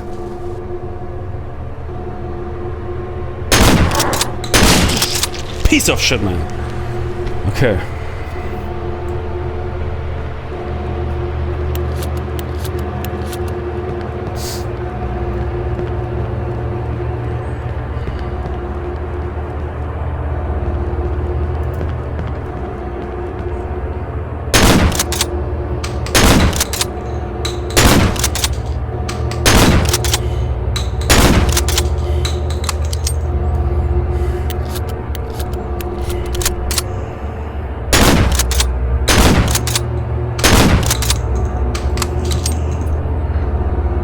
Percy Arson, yeah, Percy cut out the shit of that dude.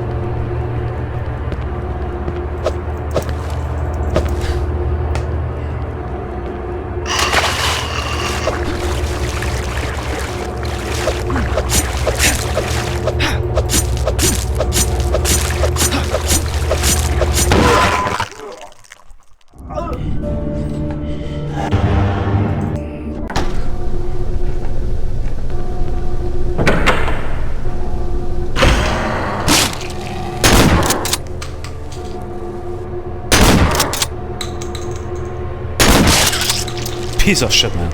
I can't believe it, man. It's always 2 duels get through. We need to do something with that guy. Electrocute him or something.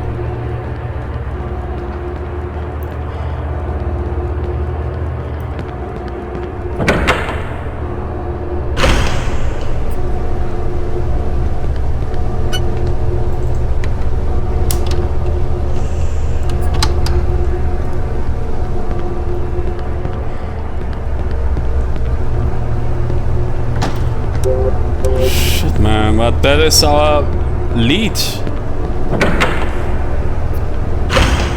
there a walkthrough for this game?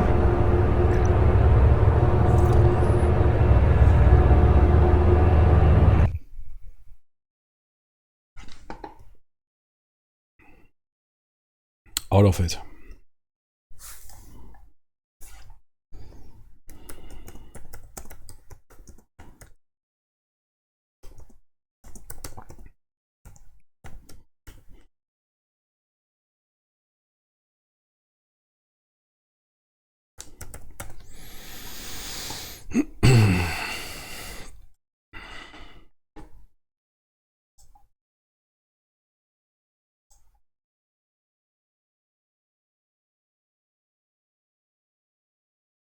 And you played a mod in 70 minutes.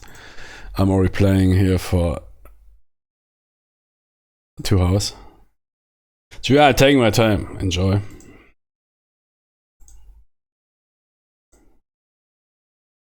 What? Why is he carrying a Gewehr? Here, yeah. Is that it? Yeah. Why is he having such a bright game?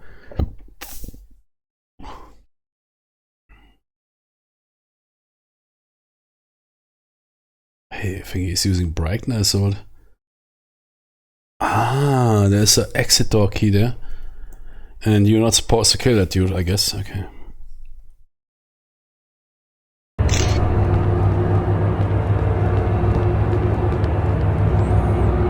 Jimmy, I don't see it. Ah, wait, I see some. Is that a key? Might be.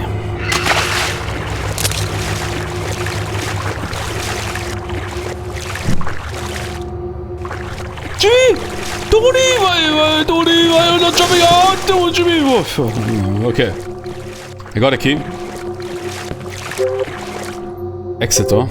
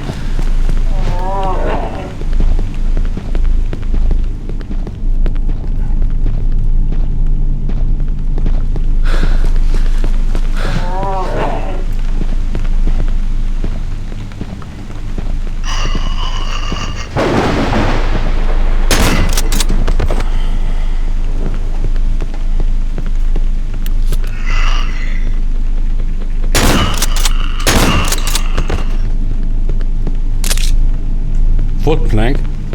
Okay.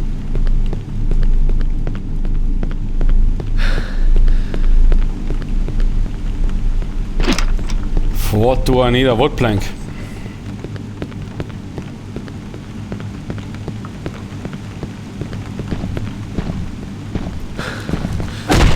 Oh fuck! What? No way! He got me? Fuck you. Oh shit. Dude got me.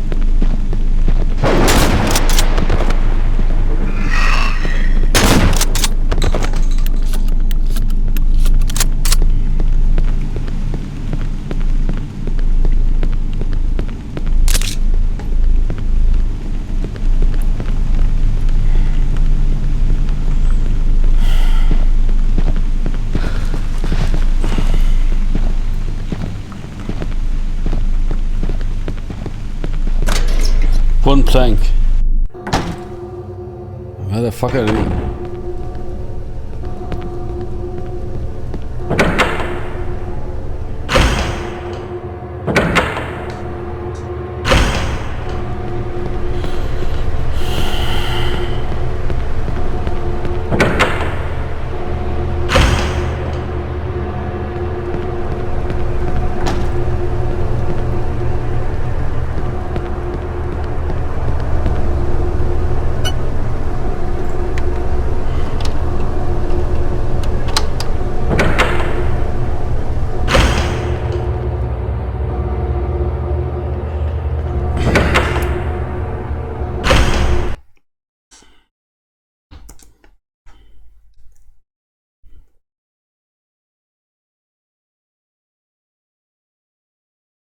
But he got all those rifles from, man. I was want them.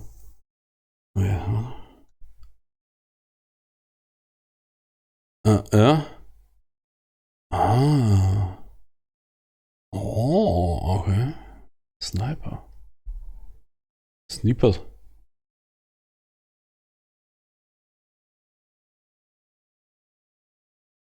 Ja.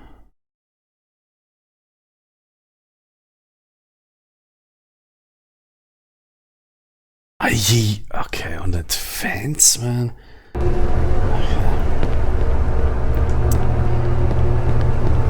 Sure, yeah, wooden plank.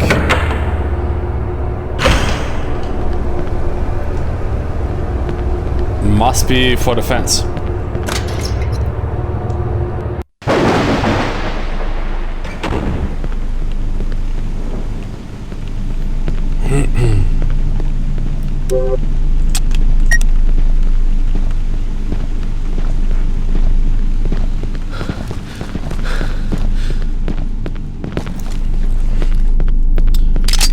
Yes, baby. But he also has a Gewehr for 43, man. Shit, I want that Gewehr.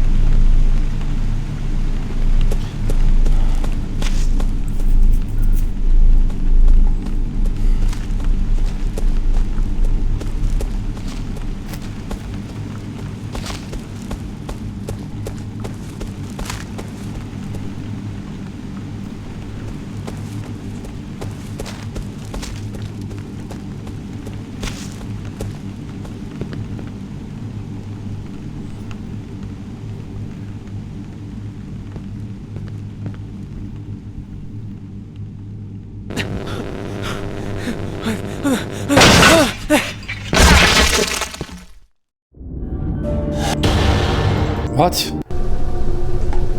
Are you kidding me? What the f... Oh shit. What am I supposed to do?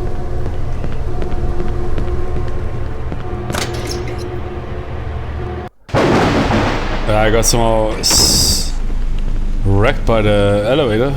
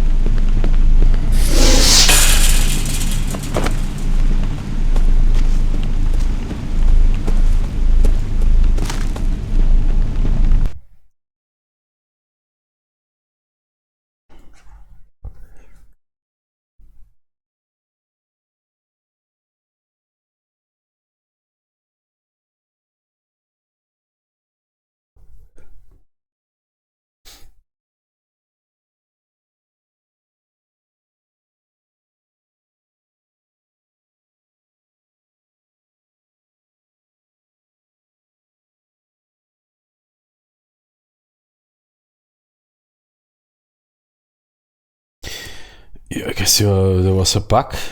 You're not supposed to die there.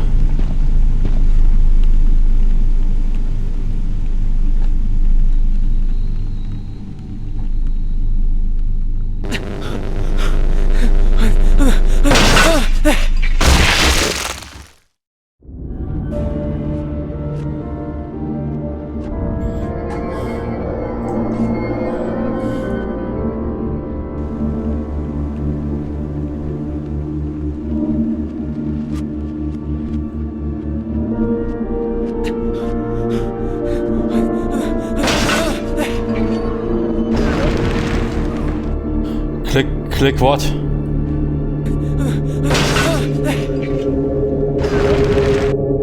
Wait, what is he doing there?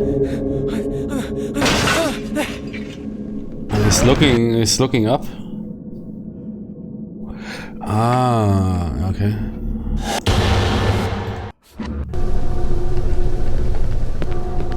That's bullshit.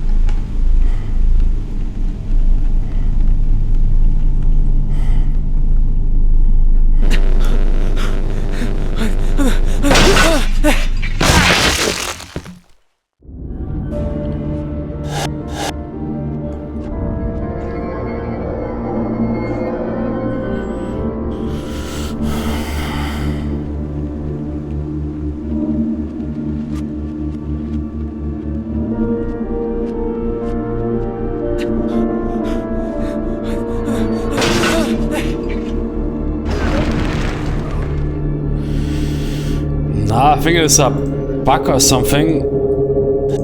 I will apply an invincibility cheat. See if we can at least continue the campaign like that. For me, it looks like a bug. That the campaign is bugging out. You're supposed to drop in it and then it should trigger a cutscene. Something went wrong there. It was with updating that cryosphere to the newest version. Okay.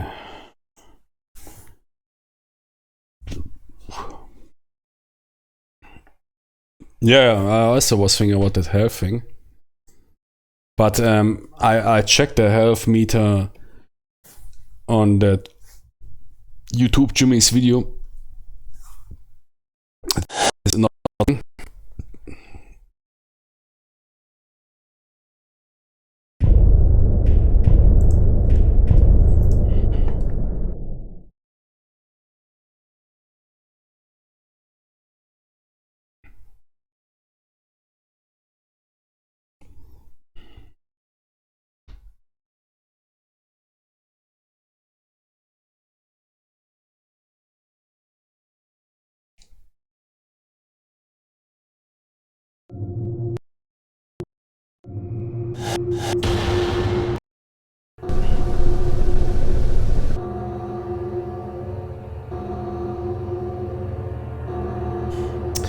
Ah, shit.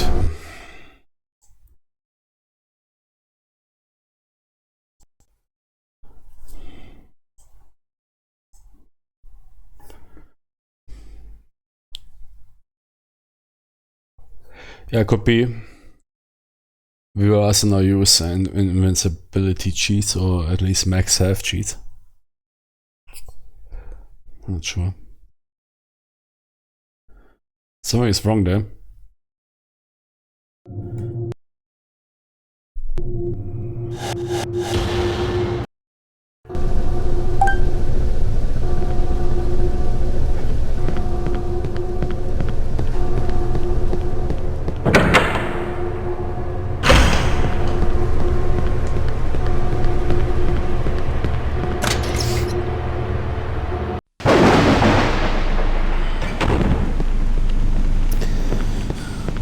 Let's check if it is working. I think if he hits me, I should get full health.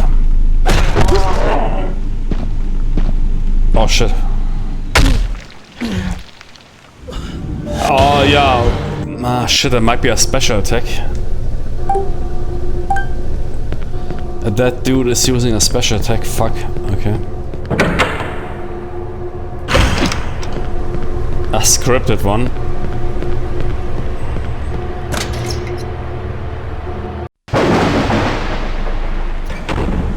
Yeah, but I got stunned. If that guy hits me, I'm basically stunned. Those giants, if they hit you, you're stunned. And they will finish you. So basically getting hit by those jimmies is lethal. Ah, shit, man, I didn't use that fucking...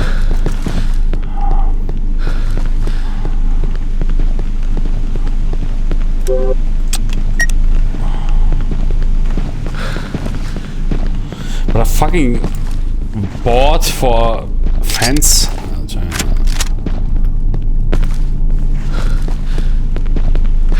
I hope it will work out. Because that invincibility cheat is not working for all types of death. That is a problem. Let's try something different. Oh no. Not possible. As scripted deaths you can't avoid with the invincibility cheat. That is a problem. I don't know if it will help us.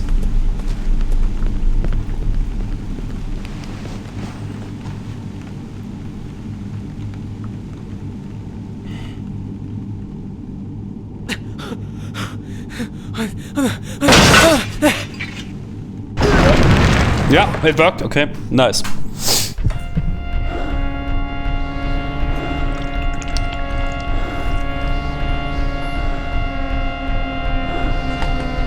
Okay, I'm deactivating a cheat.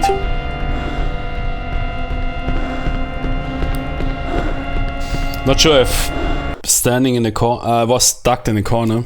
Yeah, basically like, yeah. If that helped, like, yeah, like that Ukrainian woman. But I think it was rather an invincibility cheat, protecting us from fall damage. Something is wrong there, I don't know, perhaps they changed something.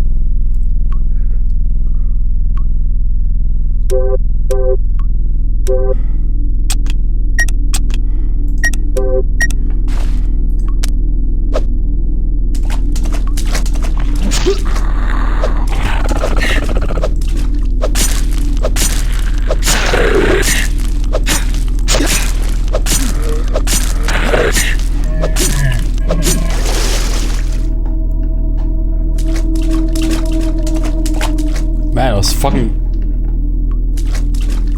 piece of shitheads take a lot. He's stuck. Die, you piece of suka sin. Man, those heads take a lot of damage.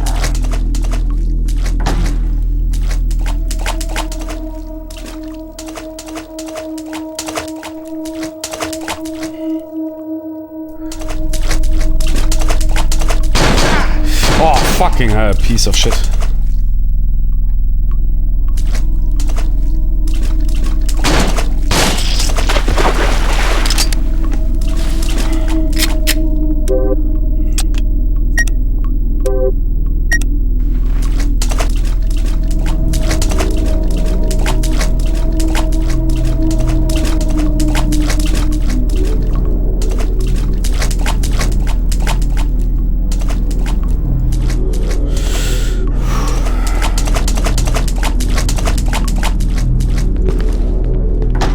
Wait, that is a demo?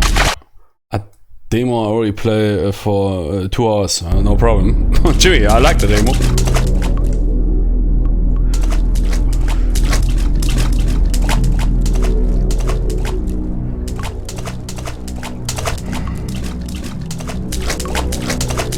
Man, we need a bigger Cry of Fear modding scene. Oh, AK, that's the first time.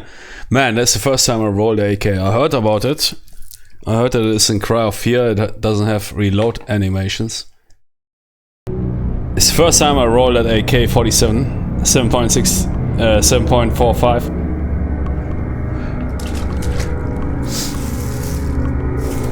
Nice. AK in one slunk. Burst fire? What? What burst fire?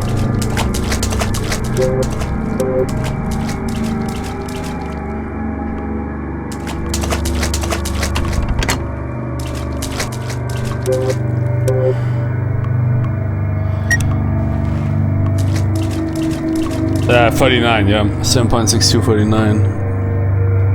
Not 45. 45 is... Yeah.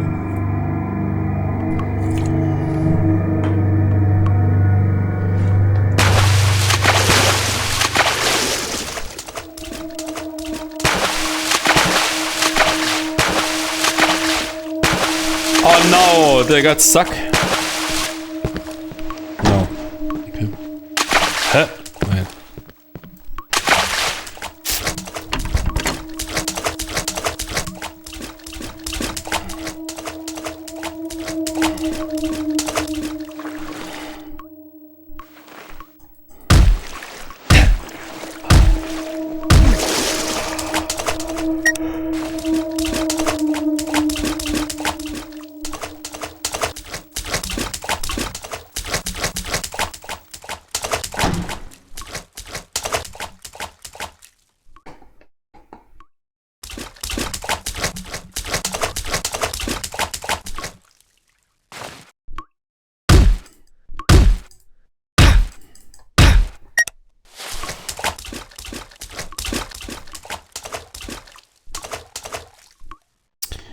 Oh my god, I got fans. I think it needs power to move for him.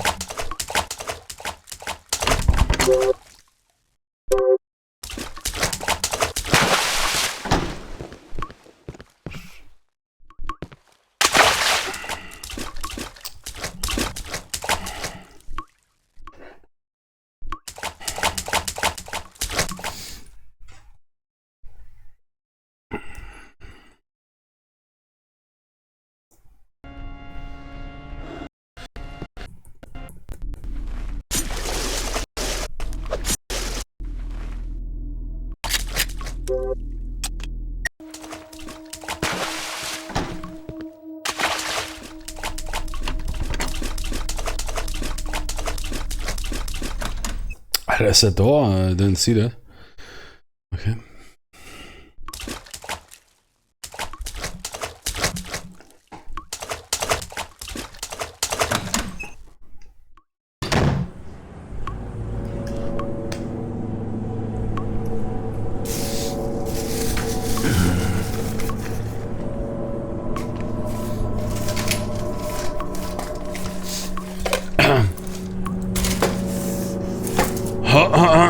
Nom.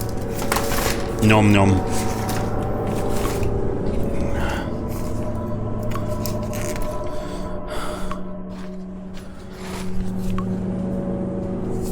Wait, what?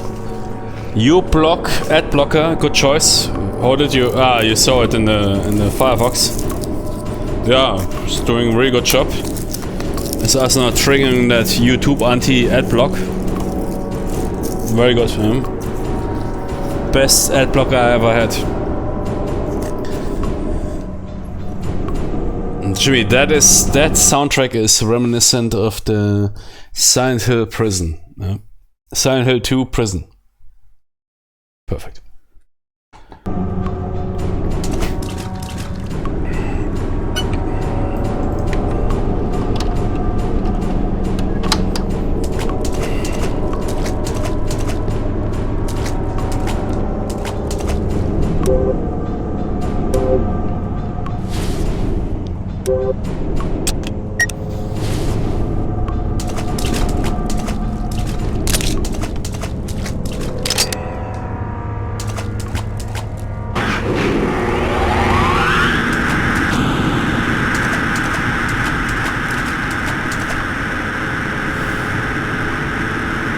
Yeah, the AK is screwed. Yeah, the AK is screwed, you can tell that was never finished.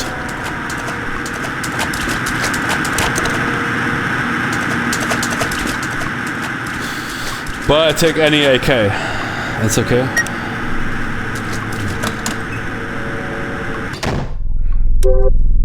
So we AK in one schlag.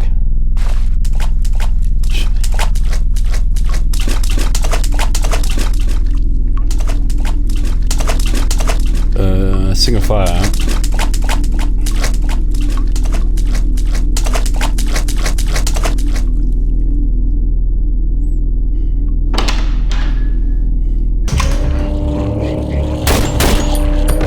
Holy shit, that guy got wasted hard.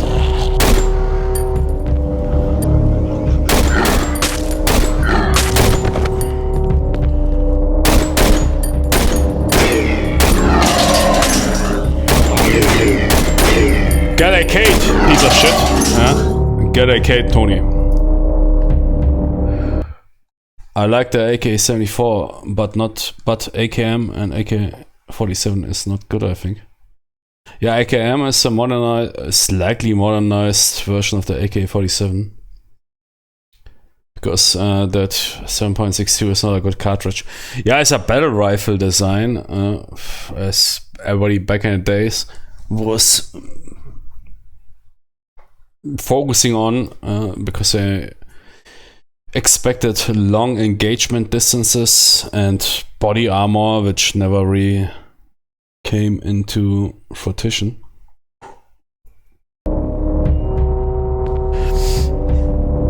I mean, a big downside of those big calibers is simply ammo capacity. Yeah, who gives a shit if you can fire it around over 400 plus meters? If your average engagement distance is 200-300 meters or even lower. Yeah, 5.56 or 5.45 for the Soviet weapons or ex-Soviet weapons. We can carry 40-50% more ammo.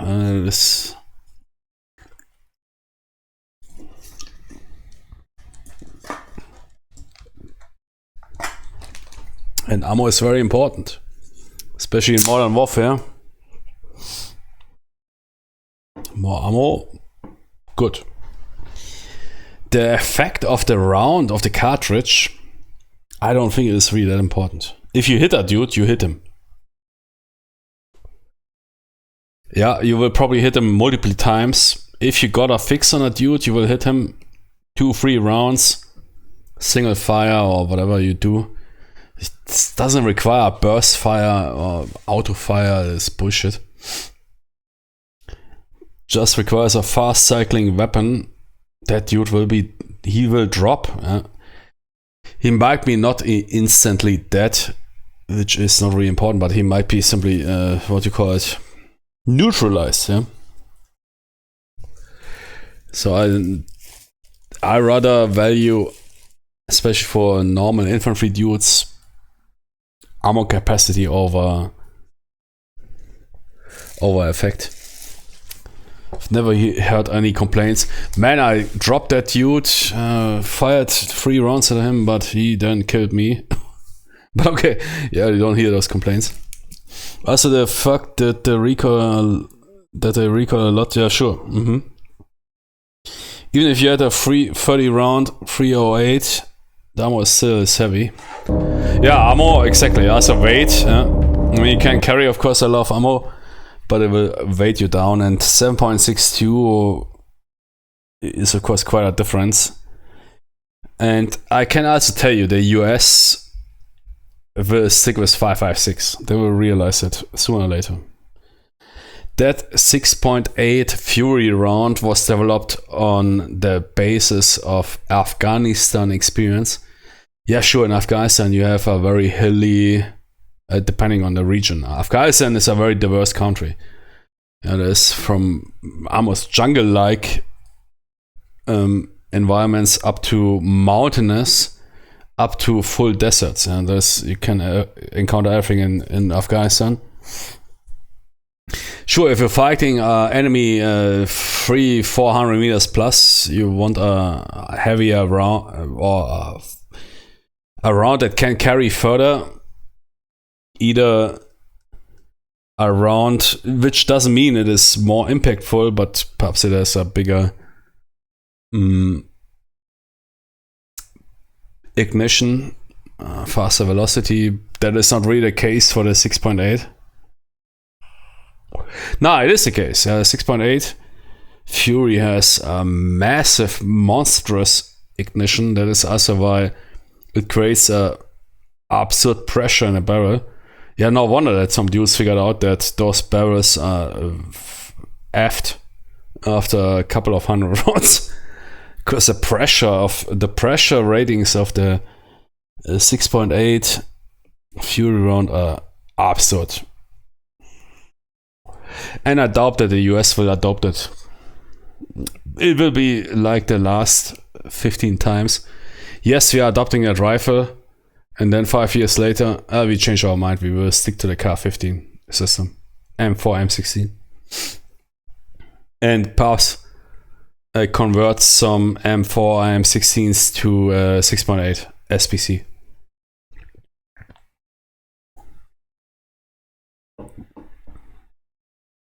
Which is not that formidable like 6.8 Fury. I think the difference is that the Fury round has a way higher ignition compartment, allowing it to blaze out of a shorter barrel with higher speed. It will definitely penetrate armor, yeah? The round has really good ballistics, but it's creating insane pressures inside the barrel, and that's why you also require the gassing of those rifles is insane, and that's why you require that suppressor. The suppressor is not making your weapon silent. I think the 6.8 SIG Fury, 6-spear Fury is one of the loud, if not the loudest rifle I've ever fired, man. That shit was so loud. Compared to a 5.56 system, man, it's ultra loud. Even with the suppressor, man, if you need to mount a suppressor, you don't need it. Yeah, you don't need it. But they're mounting it because of safety concerns, not because of silencing the weapon, which is extremely loud because of that over pressurizing, but simply of that over gassing that it doesn't hit your face. That's why they mounted a suppressor, so they don't get some soldier suing them for, I don't know what, eye damage, which makes the weapon also longer. So a suppressor is always a problem. Yeah, a suppressor, a good and that suppressor is not making the weapon really silent. That weapon is loud as shit, so it will be never reconsidered as an option in the SOF Special Operation Forces community. Nobody will give a shit. That weapon is way too loud. That is what I would consider a designated marksman caliber, and comes way too late. Yeah, modern Ukrainian warfare shows that in regular temperate forest environments, the engagement distance is 200, 100, 200, 300 meters. There's no really long range, especially in that modern battle space. There's not really long range firefights happening. And then you deploy your machine gun. Yeah, then you basically revert to the classic squad tactics, centering on a machine gun. For that, you have the machine gun. The suppressor is only to make sure the gun shoots right, not to make it. Yeah, exactly. Even with the suppressor, the gun is absolutely not quiet, man. Even with suppressor, I think. But that is subjective. It sounds same loud like a unsuppressed 5.56 system. Shit, man. 6.8, I fired it. 6.8 Fury. It's fucking loud, man. And yeah, you should never fire without hearing protection. Some people even use dual hearing protection, which means you have in-ear shit, those soft tonies which you stuff into your ears, plus peltors which you put over in order not to suffer from hearing damage. I'm not really a fan of this dual hearing protection, but for the Zig, I was thinking, man, Bose is better, man. If you're not fighting mountain to mountain, intermediate culture is exactly, yeah. Because that is basically a revival. 6.8 is basically a revival of the battle rifle principle. Having a heavy round that can penetrate body armor and offering a good velocity on bigger distances, which of course also comes with precision. I don't know how they won the contest. I somehow suspect, man, there was a lot of money paid. Because it doesn't make sense. But in procurement, there's a lot of clueless people. Because Afghanistan, sure, I mean, for Afghanistan, but that was basically we also rolled a lot of DMRs, snipers, marksmen, whatever, because of the distances, at least from the FOBs. It depends, yeah, because I was rather in the north, which is rather diverse and rather including shorter engagement distances. I mean, even 5.56 travel is good, yeah. You will nuke those dudes.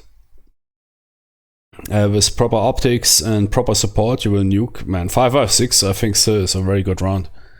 Sure, there is a chance that you might hit a dude 9 times and he is still standing, not, but he survives, which is okay. The survival chance is not really a factor of combat efficiency.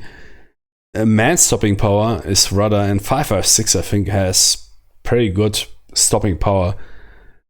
There was this in my army. There was a story where some car drove up and the driver got pierced by 9 rounds. He definitely seized the operation of the car and survived, which is often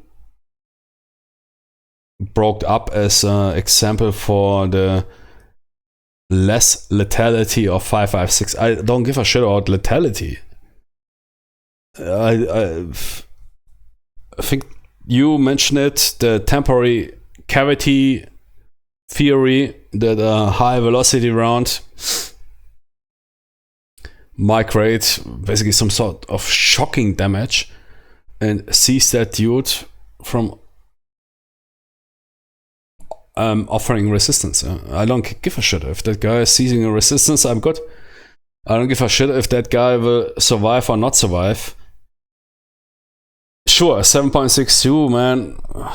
I fired those G3s, but also the barrel length, it's not really the recoil that is a problem. The recoil you can train.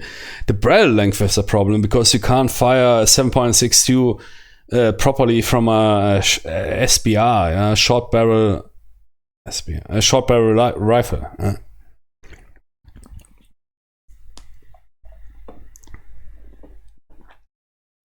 You can even fire 5.56 from a VSBR, basically an MP-sized rifle. What would be that inch-wise? 7 inch, I think. 7 inch, yeah. Barrel.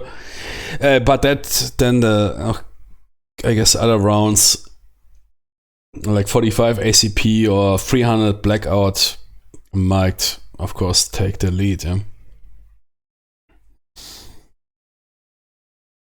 But 5.56, I can tell you, the US will never mass adopt that fucking 6 spear 6.8 Fury.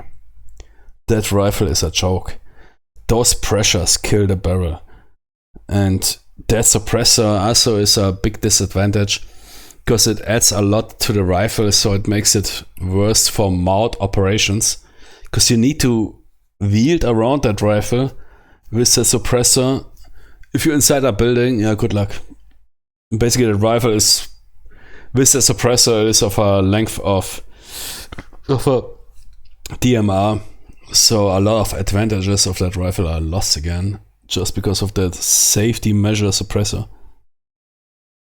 It's about putting someone out of the fight. It doesn't matter if they're... Yeah, exactly. Who cares? Who gives a shit, man, that if that round...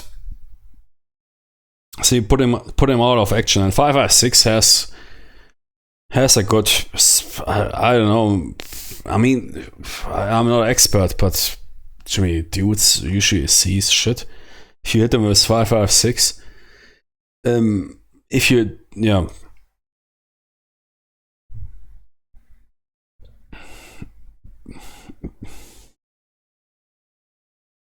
300 blackout is not preferred unless you use 300 blackout is really good for suppressors. Because it causes less severe injuries than 5.56.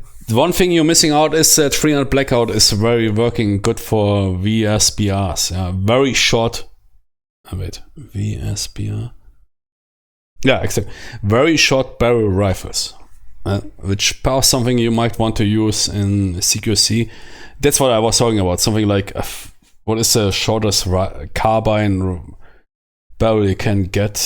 7-inch or something. Which will trouble a 5.56 round because the barrel is simply too short. But a 300 blackout you can spit out of a short barrel with some noticeable effect. So if you really want to, if you're some CQB or SWAT or whatever that is operating in a very narrow environment and you want to, for whatever reason, you want to stick to a very short barrel rifle or carbine, a 300 blackout is a good choice, but especially for suppressors. Yeah. Mm-hmm. Because the 5.56 rounds requires at least some sort of travel barrel. Otherwise, you lose a ton of effectiveness. Be right back.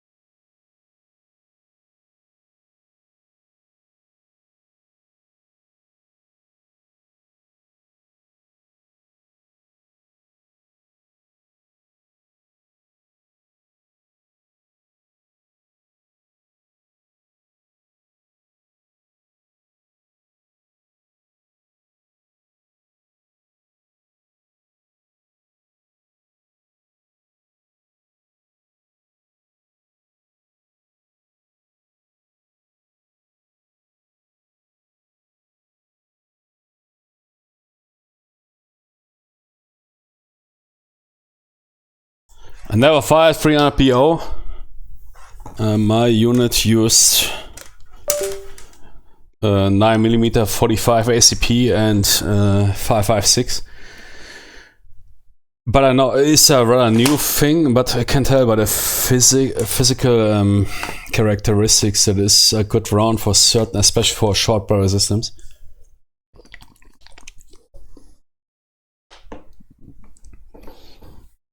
I don't know if but I would say something like 9-inch barrel, then you might consider a different round than 5.56. Let's see, 5.56 versus 300 BO.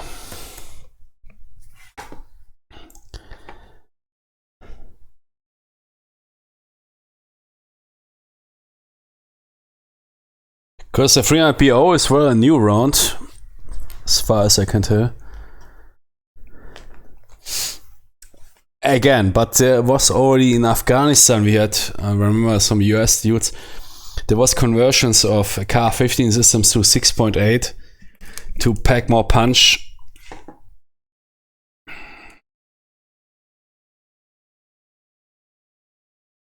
Doesn't really require a new rifle. Yeah, 300 is of course very good for if you need to lower your sound emissions. Absolutely. Yeah, there's nothing.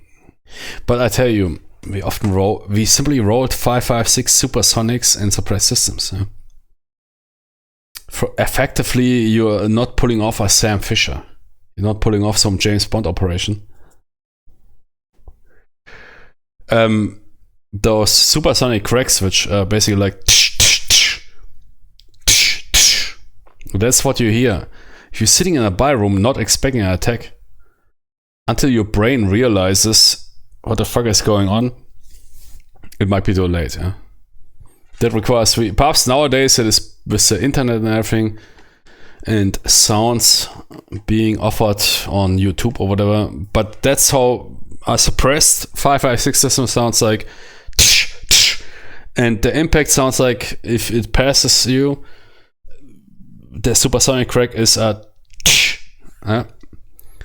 and those sounds might propagate, but a lot of people can't figure out what the shit is. Perhaps somebody is sitting on a shitter and having bad farts. Yeah. We never cared for subsonic. Subsonic 556 is not available. It's because the round is relying on it, on a supersonic speed for the. Otherwise, you can also load some shitty 22 LRs. There's no subsonic. Perhaps there is.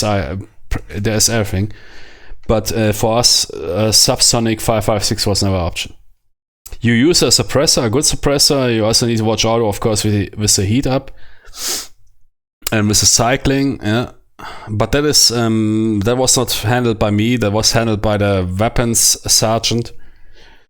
A rifle might not cycle properly with a suppressor attached. You need, of course, to adapt the ammunition and the gas recovery or whatever you call it.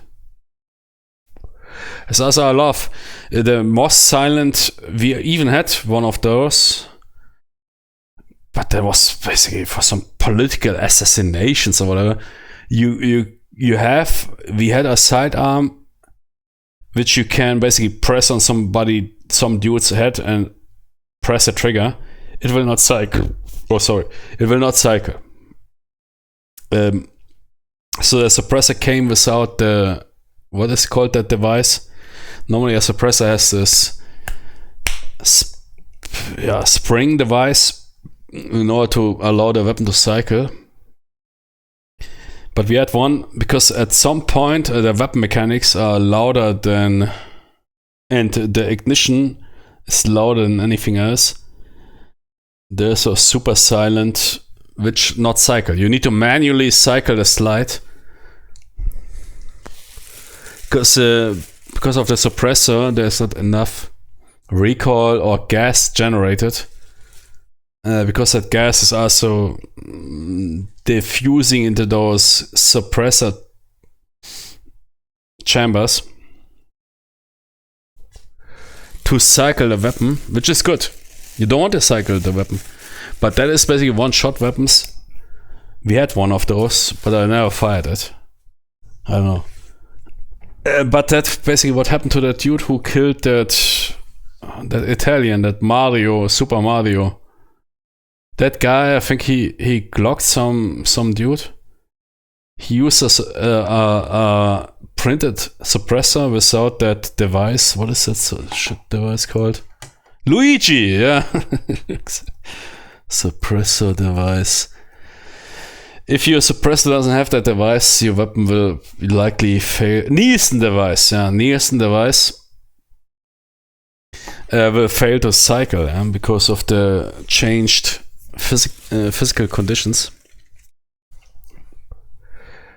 And he was rather surprised. I think I watched that CCTV footage.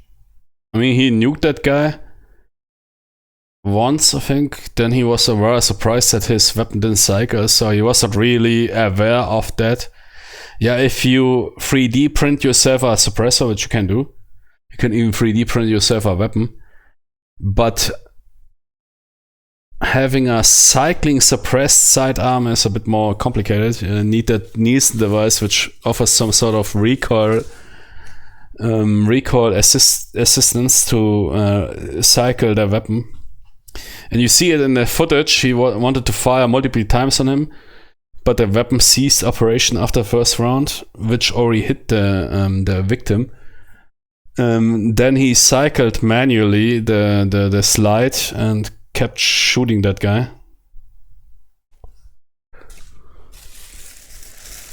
Because he suppressed that weapon, and he didn't realize that suppression changes the mechanical physics of the weapon. You can't simply suppress a weapon. It depends on the cycling mechanism. In some guns you don't need it. Yeah, true. It is a delayed blowback. It needs a Nielsen device. Yeah, exactly. Yeah.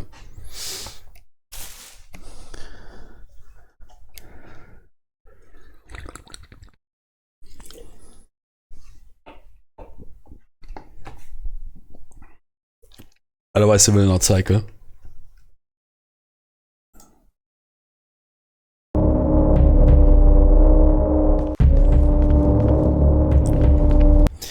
But spray gas to your face. You mean over gas? Yeah, sure, that is a point, yeah.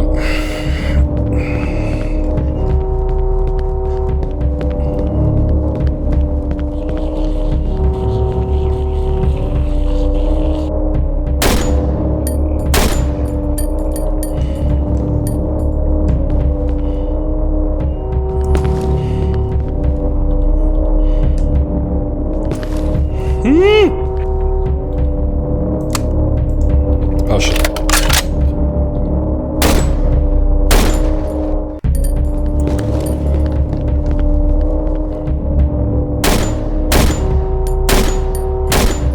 I came here.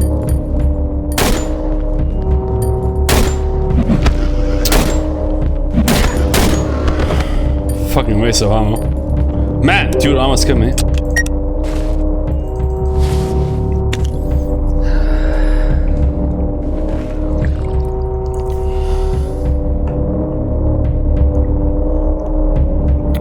But yeah, free eye blackout is something.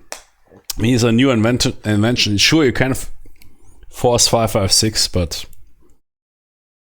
for shorter barrel rifles, that is a new thing.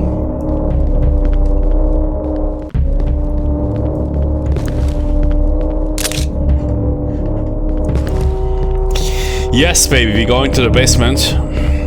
Oh no, I need to return. Oh shit.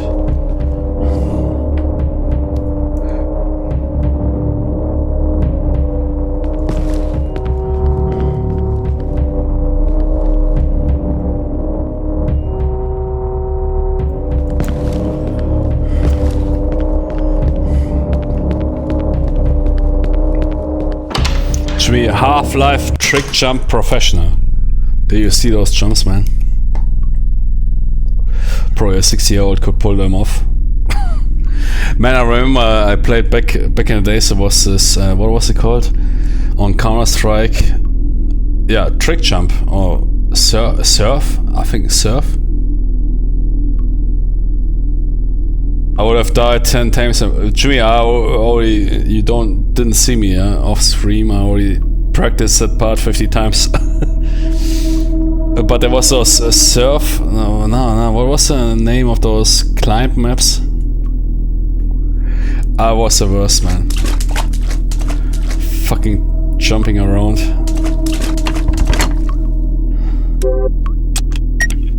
Oh, okay. Yeah, surf, I think, yeah, exactly. Knife surf or something. Shit, man, I hate those. I was so bad at that, and always my fingers, man, I got aggressive, man, my fingers hurted. Of those fucking duck jumps.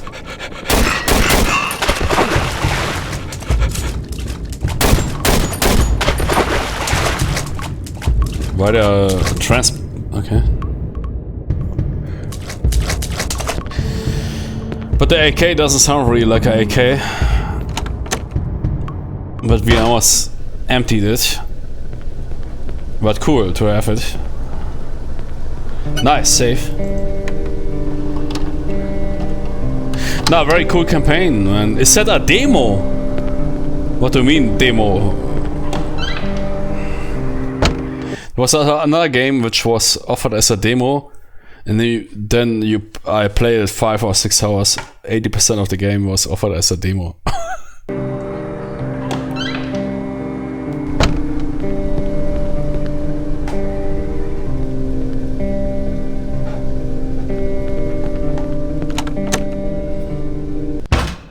Yeah, I was really bad at this surf maps. When I was a kid, I was really good at Counter-Strike. Oh yeah, baby. I even played in one tournament, local tournament, yeah, nothing super grand. But I think I finished with not really that best results. If I forgot about it, it was not that good. But when I grew older, I became worse and worse.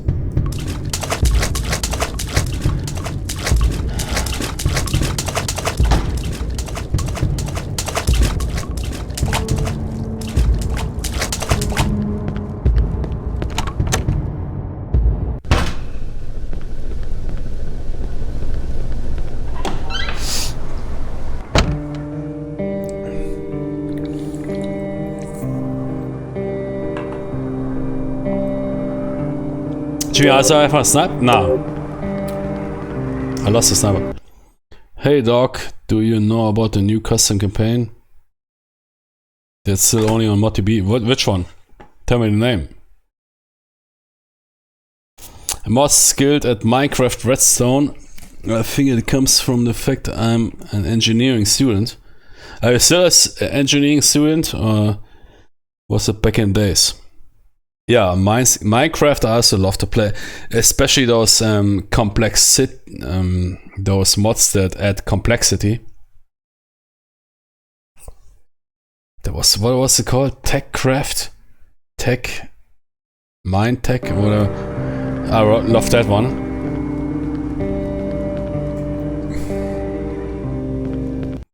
Jackie Tapes. Yeah, I already played that Jackie Tapes. We finished it. Was pretty cool. I'm not really a fan of this arena shootouts, but it had voiceovers, mixed English and Russian.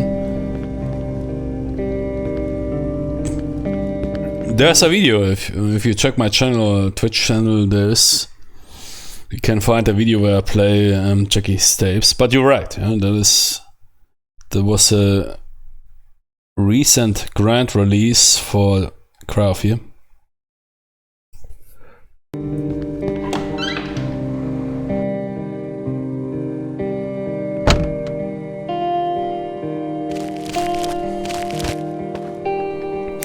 Man, they got the readers, they liked melancholia.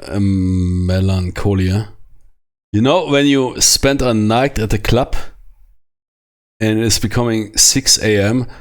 and they're already starting to clean the tables and removing your drinks, and you, hey, wait, I'm drinking, sir.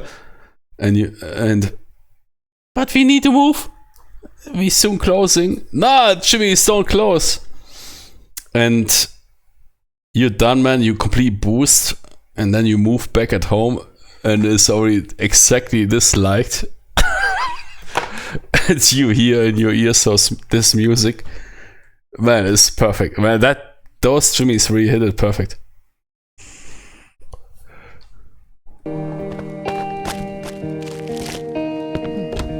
Oh, what? No, wait. Finally home and sober. No, Jimmy. Wait. Is that again a dual ending shit?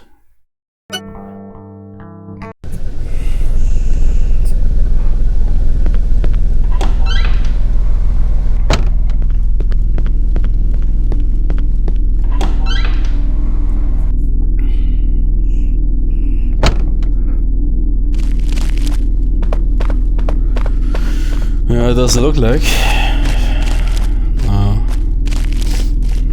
They really want us to take the car? Okay. Of course, the Audi 100, man. Audi 100, iconic car. Look at that beauty, man. Fucking so sexy, yeah. It's not really Audi sign. Audi 100, man. Most preferred Nordic car. Audi 10. I call it Audi 100. Was it called Audi 10?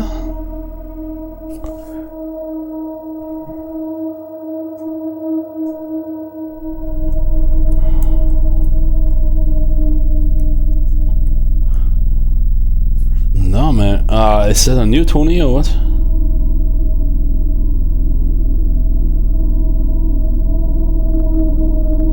Okay, so it was Audi 10.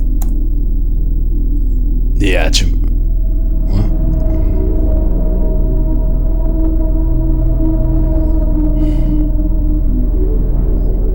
What is this for ugly cars? Should we give me the... no, it was Audi 100, right? Yes, baby, man! Look at those beauties. Holy shit, man.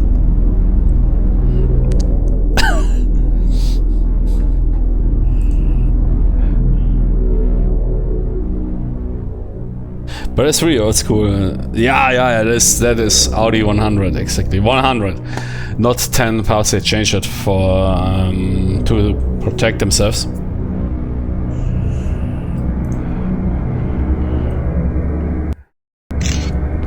Since you're German, have you ever flown in a sailplane? No, I don't think so. Sailplane? Plane that lands on the water? No. I saw it when I was 17 and got my license as a sailplane pilot at 18. Oh, okay, nice, cool. I think in Germany you can start at 14 or something. Yeah, I mean, when it comes to a license, I'm not sure, man. That's quite... Segelflug, yeah? Segelflug, yeah? Or Segelflugzeug, yeah? No, I have absolutely no clue about that. Could be that you can start training at 14.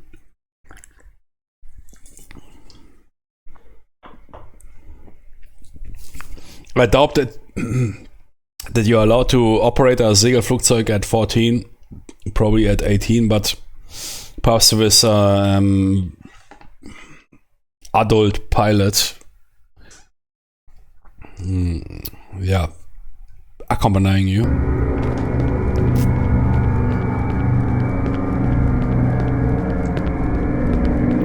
Nah, so we need to drive the Audi 100.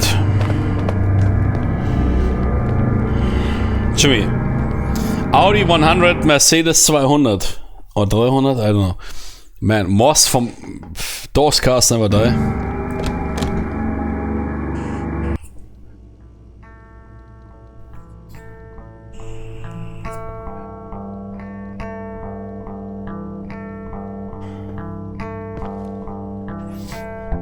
Okay.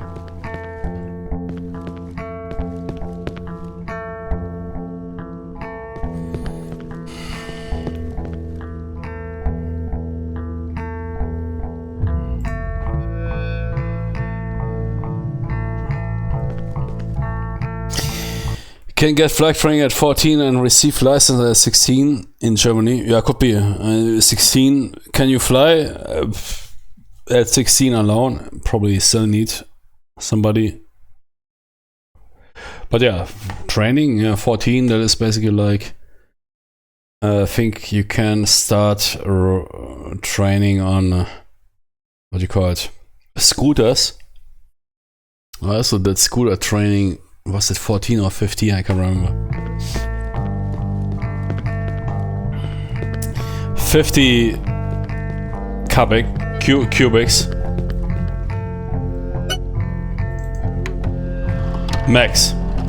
There's even I think a limitation. There was even a limitation, age limitation to 25 cubics. Where you need to install a throttle on your scooter.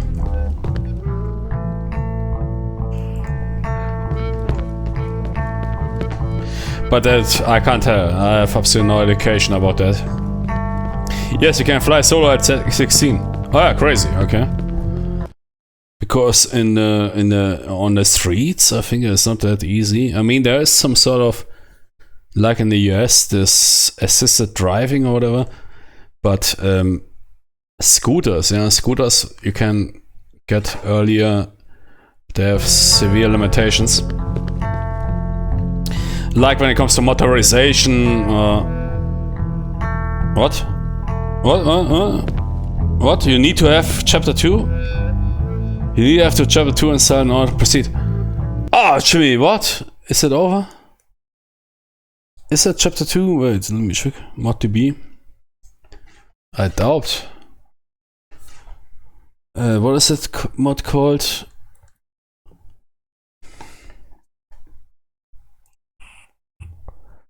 Out of it. Out of it.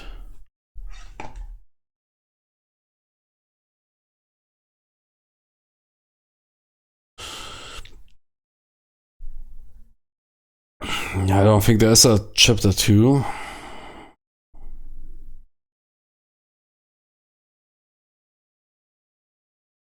This guy, there are not many dumb pilots, so no need to worry about too much about the stability of others.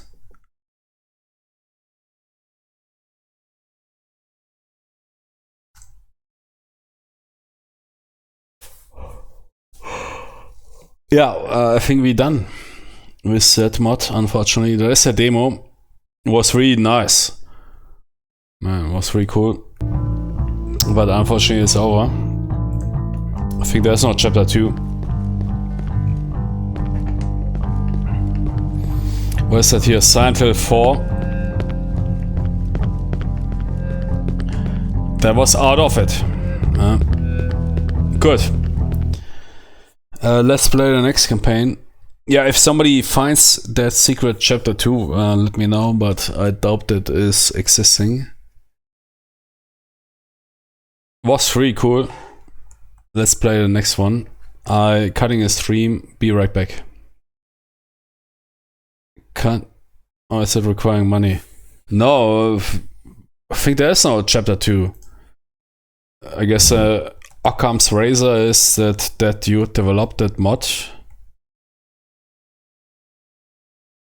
but never completed it.